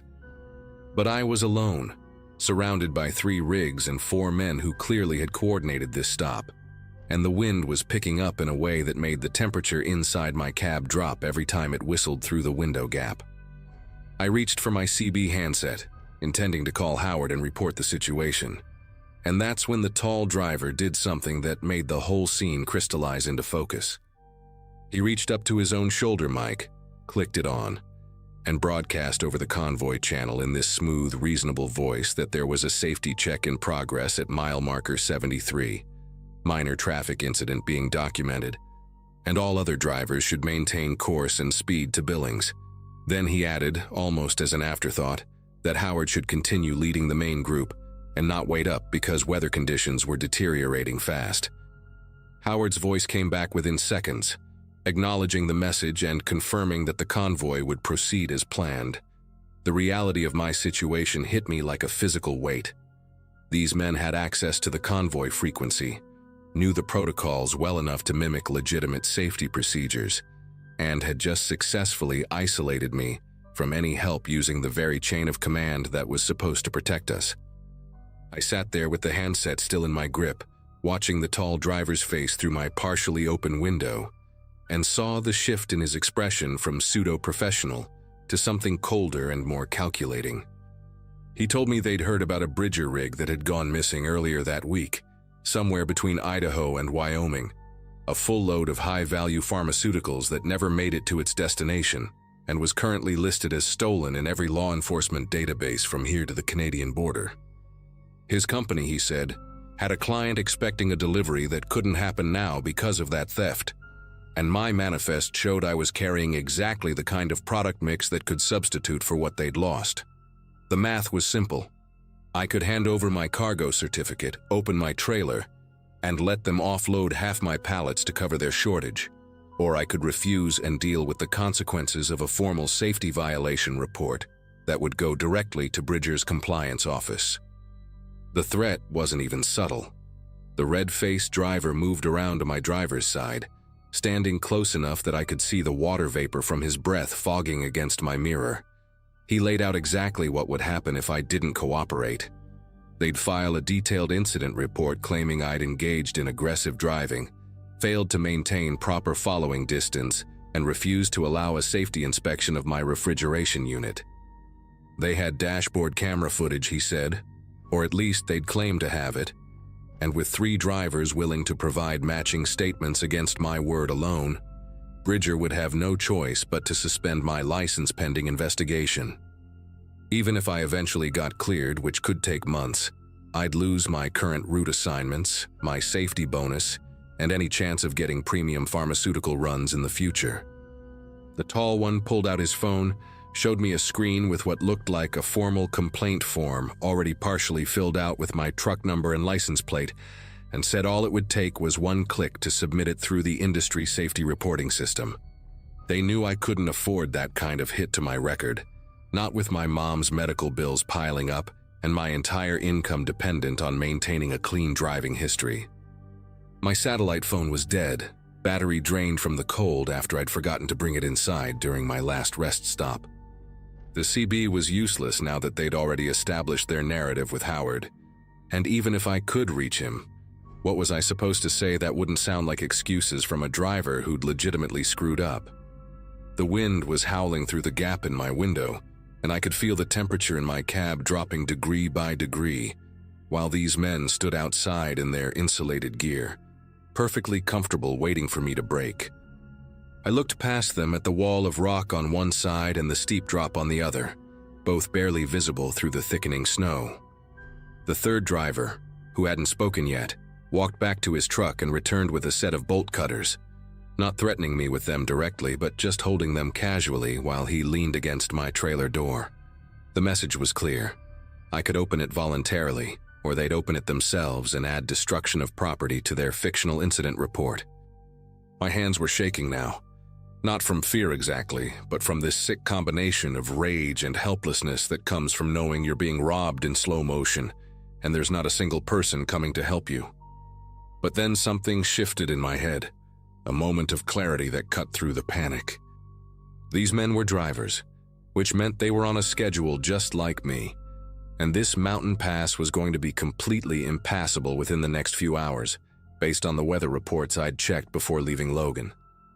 They needed this done fast, which meant they were banking on me being too scared or too exhausted to call their bluff. I rolled my window down another inch, just enough to make eye contact with the tall one, and told him in the steadiest voice I could manage that I needed to see his operating authority number and his company's safety rating documentation before I'd even consider opening my trailer. It was a completely reasonable request under actual DOT regulations, the kind of thing any driver should be able to produce instantly if they're legitimately affiliated with a registered carrier. His face changed immediately, that professional mask slipping just enough for me to see the calculation happening behind his eyes. He started to respond, probably with another threat, but I cut him off and said I was also going to need the incident timestamped and location verified through the convoy's GPS coordination system, which Bridger monitored in real time for all pharmaceutical loads. That part was partially a bluff, since I wasn't entirely sure how closely dispatch actually watched our GPS pings during active runs, but it was enough to plant doubt. The three men exchanged glances, and I watched the dynamic shift in real time.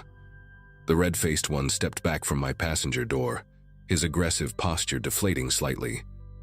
The tall driver with the goatee tried to maintain control, launching into another explanation about how they were all registered carriers with Summit Freight, and this was standard procedure for convoy incidents. But his voice had lost that authoritative edge. I interrupted him again, louder this time, and said that if this was legitimate, then he wouldn't have any problem with me documenting everything on my dashboard camera and uploading it to Bridger's incident server before we proceeded. I didn't actually have a functioning dashboard camera. The mount had broken 2 months earlier, and I'd been too broke to replace it, but he had no way of knowing that. I reached for my sun visor like I was adjusting a camera angle and watched his face go through this rapid series of calculations.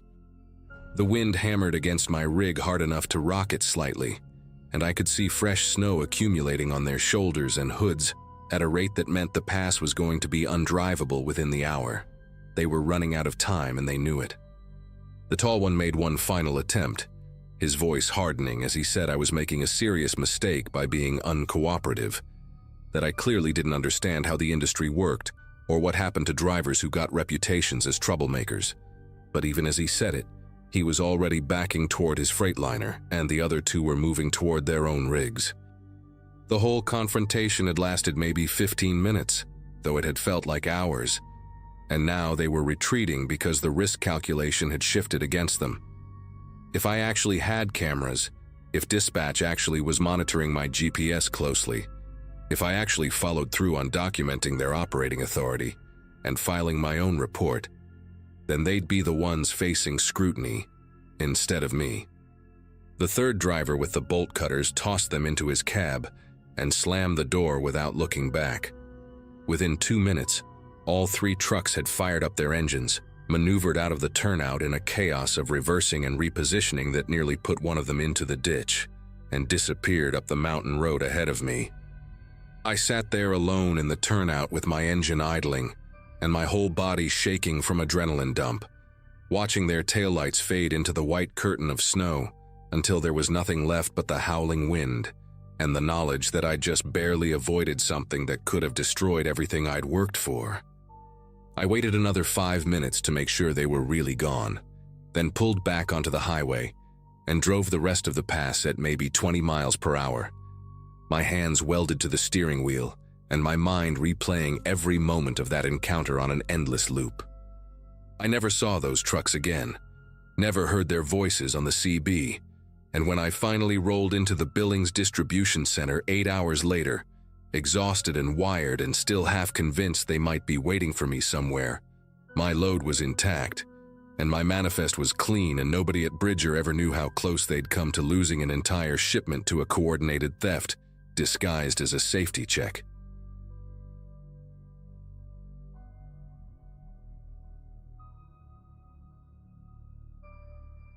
When you spend most nights alone on the interstate, you start to see things differently.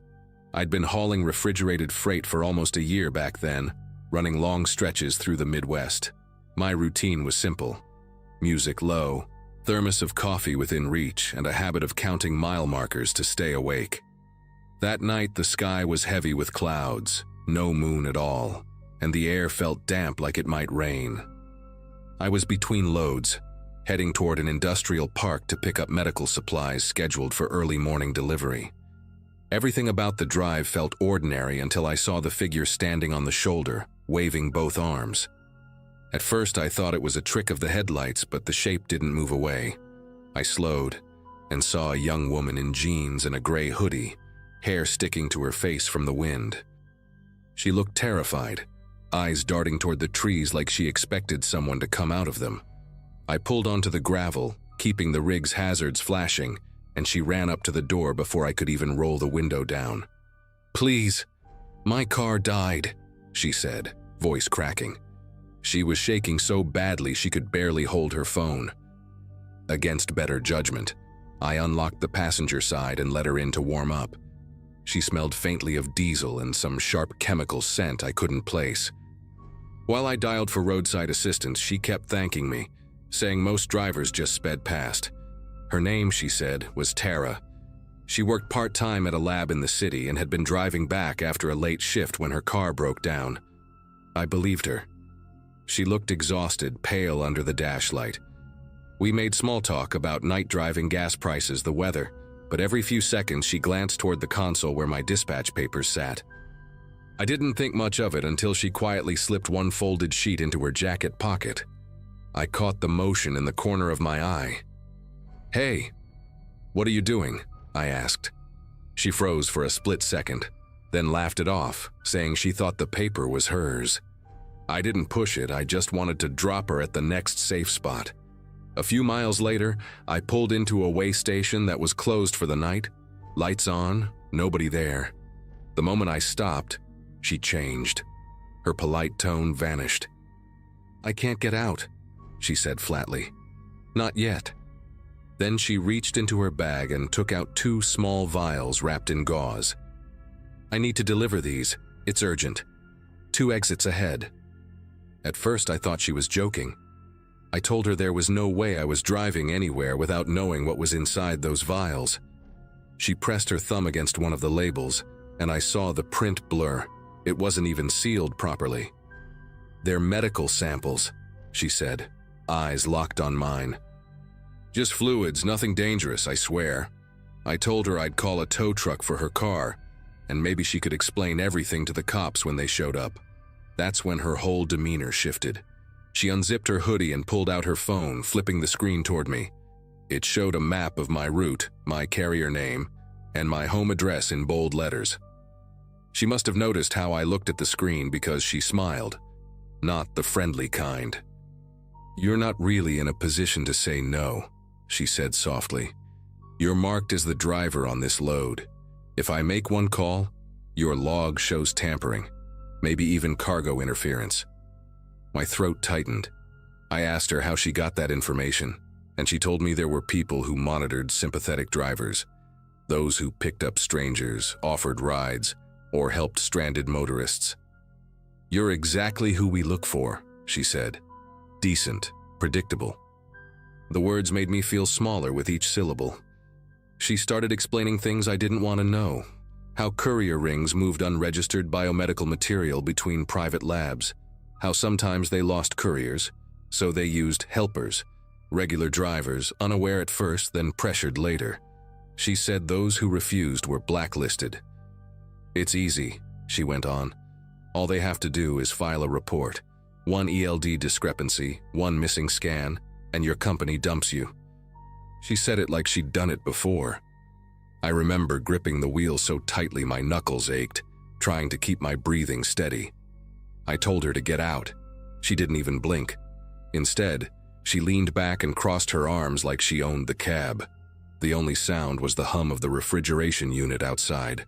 My hazard lights blinked red across her face every few seconds, like a metronome counting down. I tried reasoning, told her she could walk, that I wouldn't tell anyone. She said she'd already sent messages to her people, sharing my truck number and location. "You can't disappear," she added quietly. "You drive on public roads. You leave a trail every day." For the first time in my life, I wished the way station wasn't so empty. I sat there for what felt like forever, headlights sweeping past from the highway now and then, each one briefly lighting her face. I knew if I panicked, I'd lose control of the situation completely. So I did the only thing I could think of. I played along. I told her fine, I'd take her 2 exits down. I turned the rig back on, pretending to adjust the GPS, but I was actually opening the camera app on my phone, trying to record without her noticing. She kept checking her messages, whispering under her breath like someone was giving her directions. I merged back onto the highway, my pulse so loud it drowned out the engine. When we reached the next exit, she pointed toward a narrow frontage road that cut behind a cluster of old warehouses.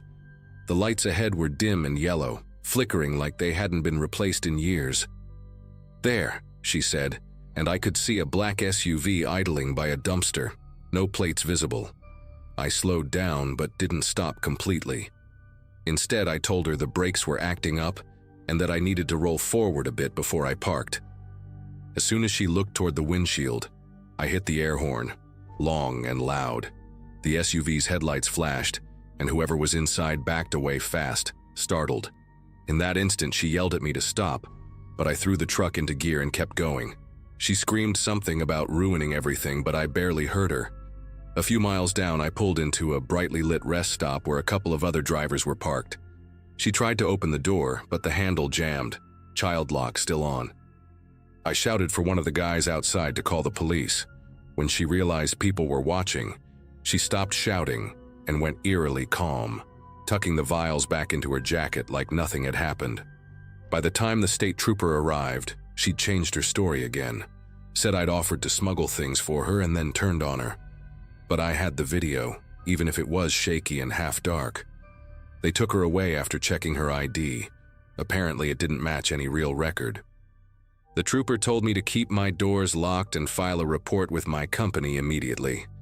For weeks after, I expected someone to call, or for those people to show up at a fuel stop somewhere, but nothing ever came of it. The company said there was no record of any complaint. No sign anyone had tried to access my ELD logs. Still, I changed routes and never stopped for anyone again. Sometimes late at night when I pass an empty shoulder, I think about that first glimpse of her under the headlights. I used to think helping strangers made the road a little less lonely. Now, I just keep driving.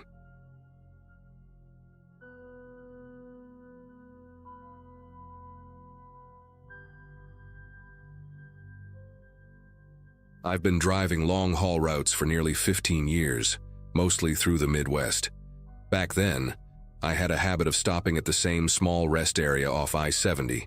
Nothing big, just 2 gas pumps, a diner with 5 booths, and a vending machine that always ate my quarters. The kind of place you remember because it breaks up the monotony of endless miles. I'd been there maybe a dozen times over the years, enough for the waitress to start recognizing me.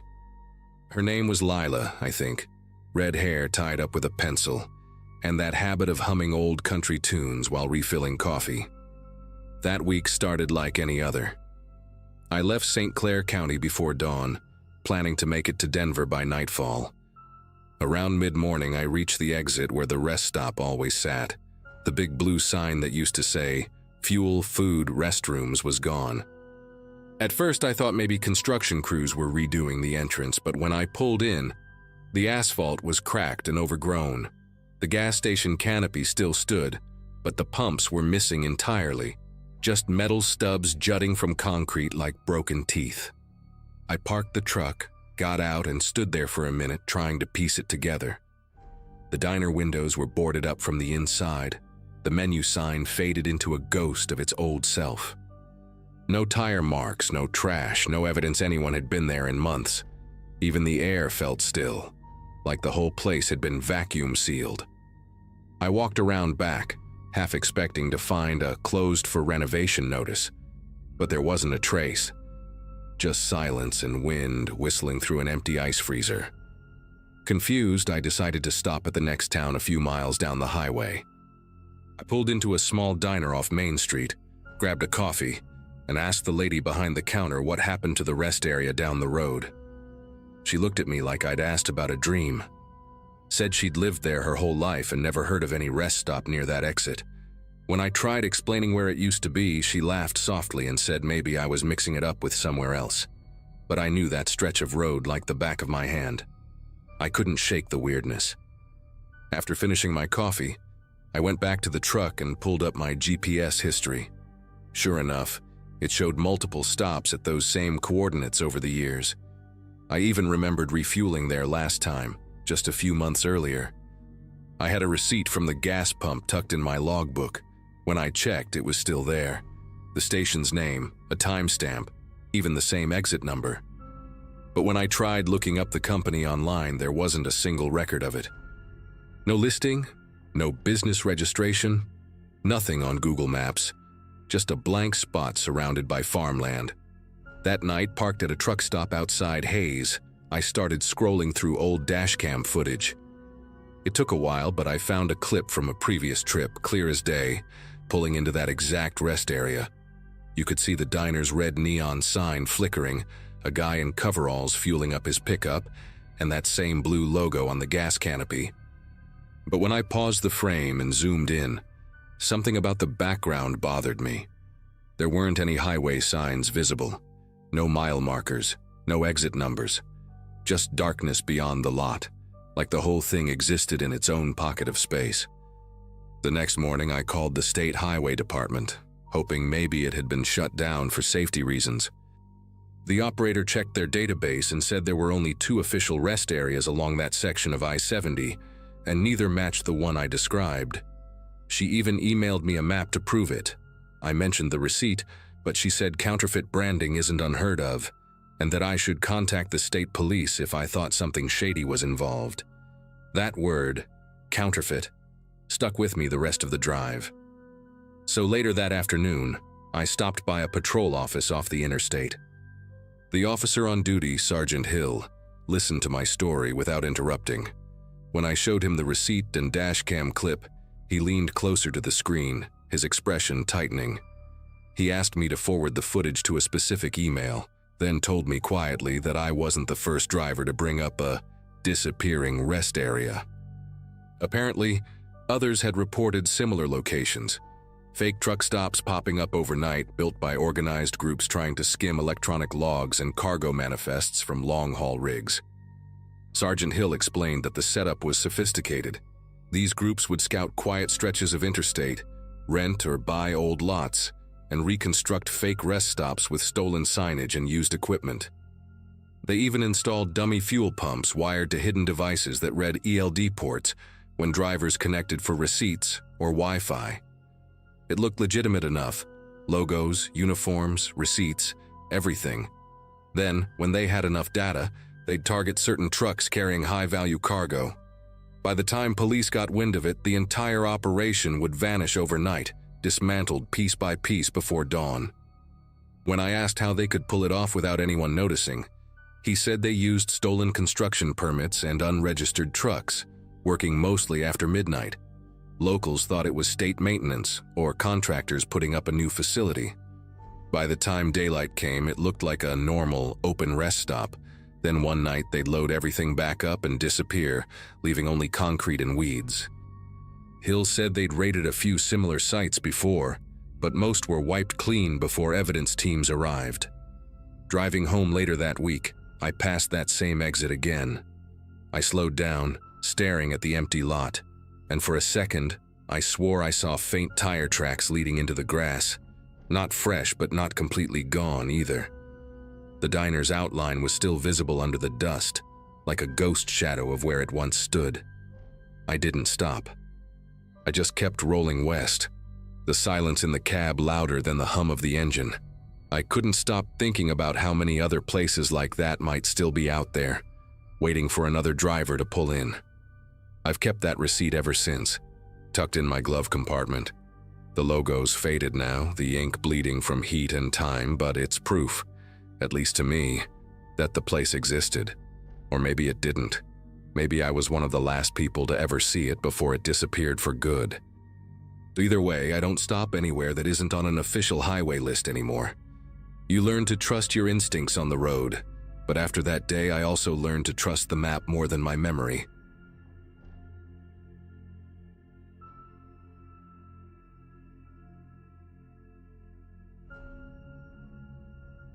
Name's Aaron Mitchell, and for the last few years I've run a refrigerated rig hauling boxed beef and poultry into grocery chain distribution docks. Life on the road turned into a routine I could manage.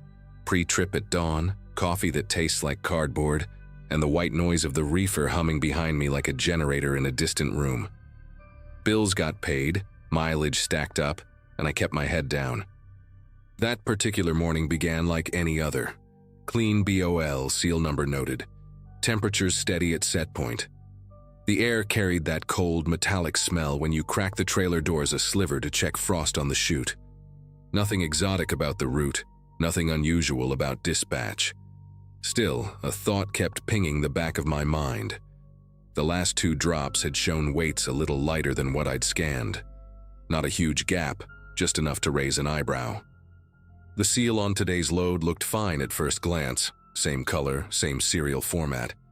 But the crimp had a tiny burr, like someone closed it with a tool that didn't belong to it. My notes from prior runs showed a different style of crimp entirely. Inside the trailer, the air felt too crisp for the temp reading on the unit. The probe said one number, my breath said another. The data line on the ELD recorded a short stop the night before, at a location I didn't recognize, just a code where a city tag usually lives. Dispatch brushed it off as a ping glitch when I called, telling me to make my window and quit worrying. I kept rolling toward the first dock, repeating the seal number out loud, trying to anchor it in my head. Little things matter with a reefer: weights, temps, seals. And today, the little things didn't quite line up. At the distribution yard, I backed into a door next to another reefer rig I'd seen on this route a handful of times. The driver climbed down.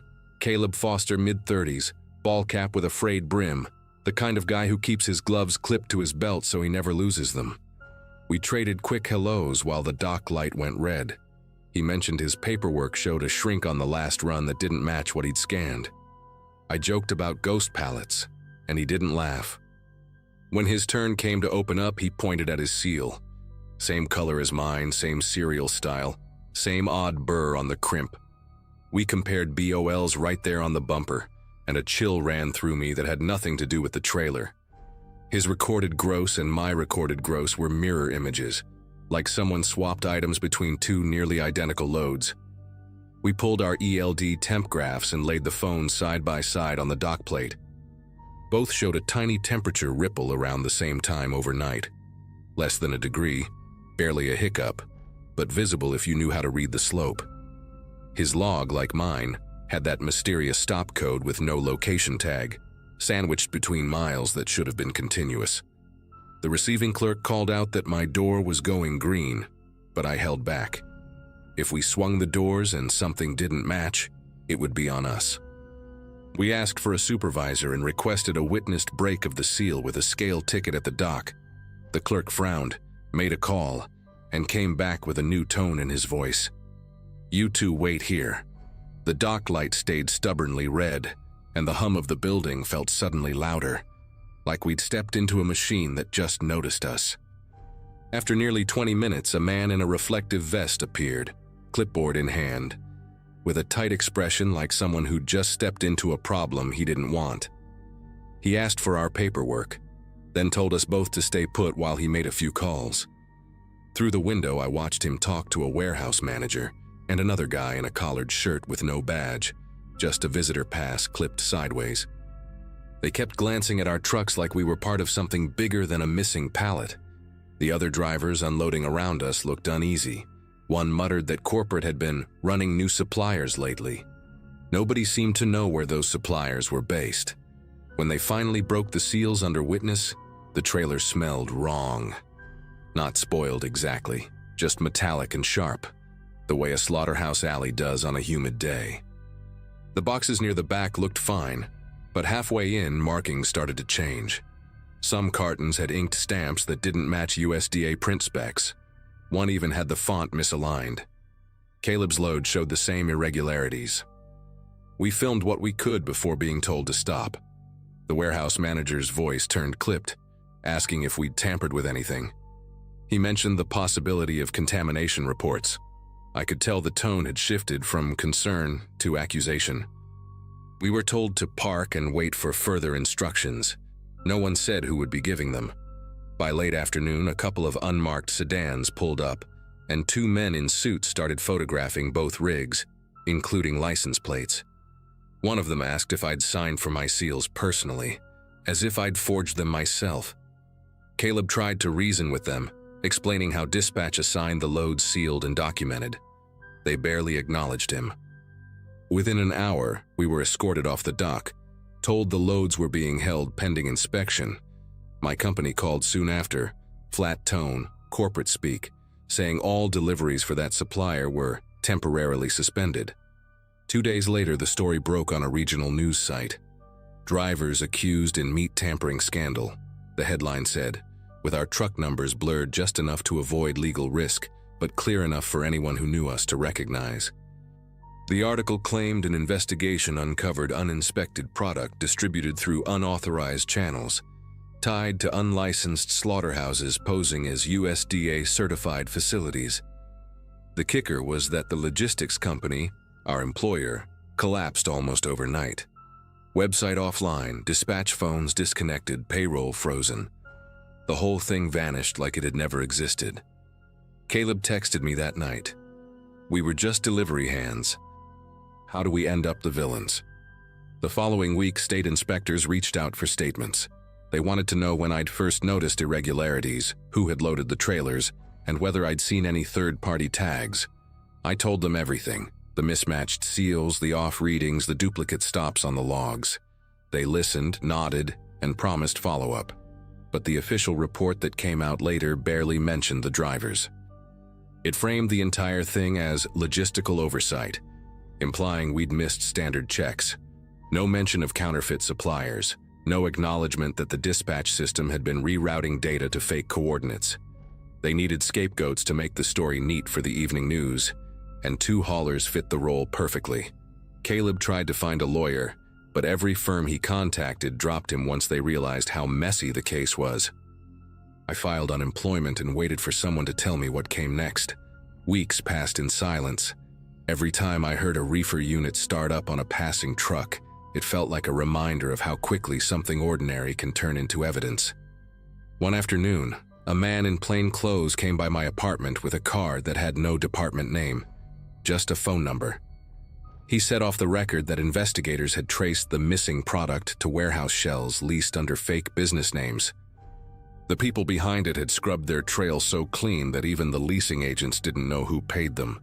Months later, I started hauling again for a smaller outfit, sticking mostly to regional runs.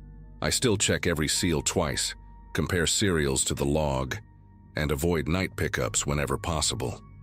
Sometimes I think about how easy it was for an entire operation to exist in plain sight, using drivers like me as camouflage. Those counterfeit seals were the perfect disguise, small, ordinary details that no one questions until the numbers stop adding up. I kept one of them, the one from that last run, sealed in a plastic bag inside my glove box. A reminder that trust on the road isn't guaranteed, not even from the company whose name is painted on your trailer. I've told this story a few times, mostly to rookies at truck stops who think the scariest part of the job is fatigue or bad weather. They laugh until they realize how quiet the industry gets when something like this happens. The truth is, the most dangerous thing out here isn't what's on the road. It's what hides behind paperwork that looks official. I used to think I understood the business I worked in. Now, every manifest feels like a mystery waiting to unfold, one barcode at a time.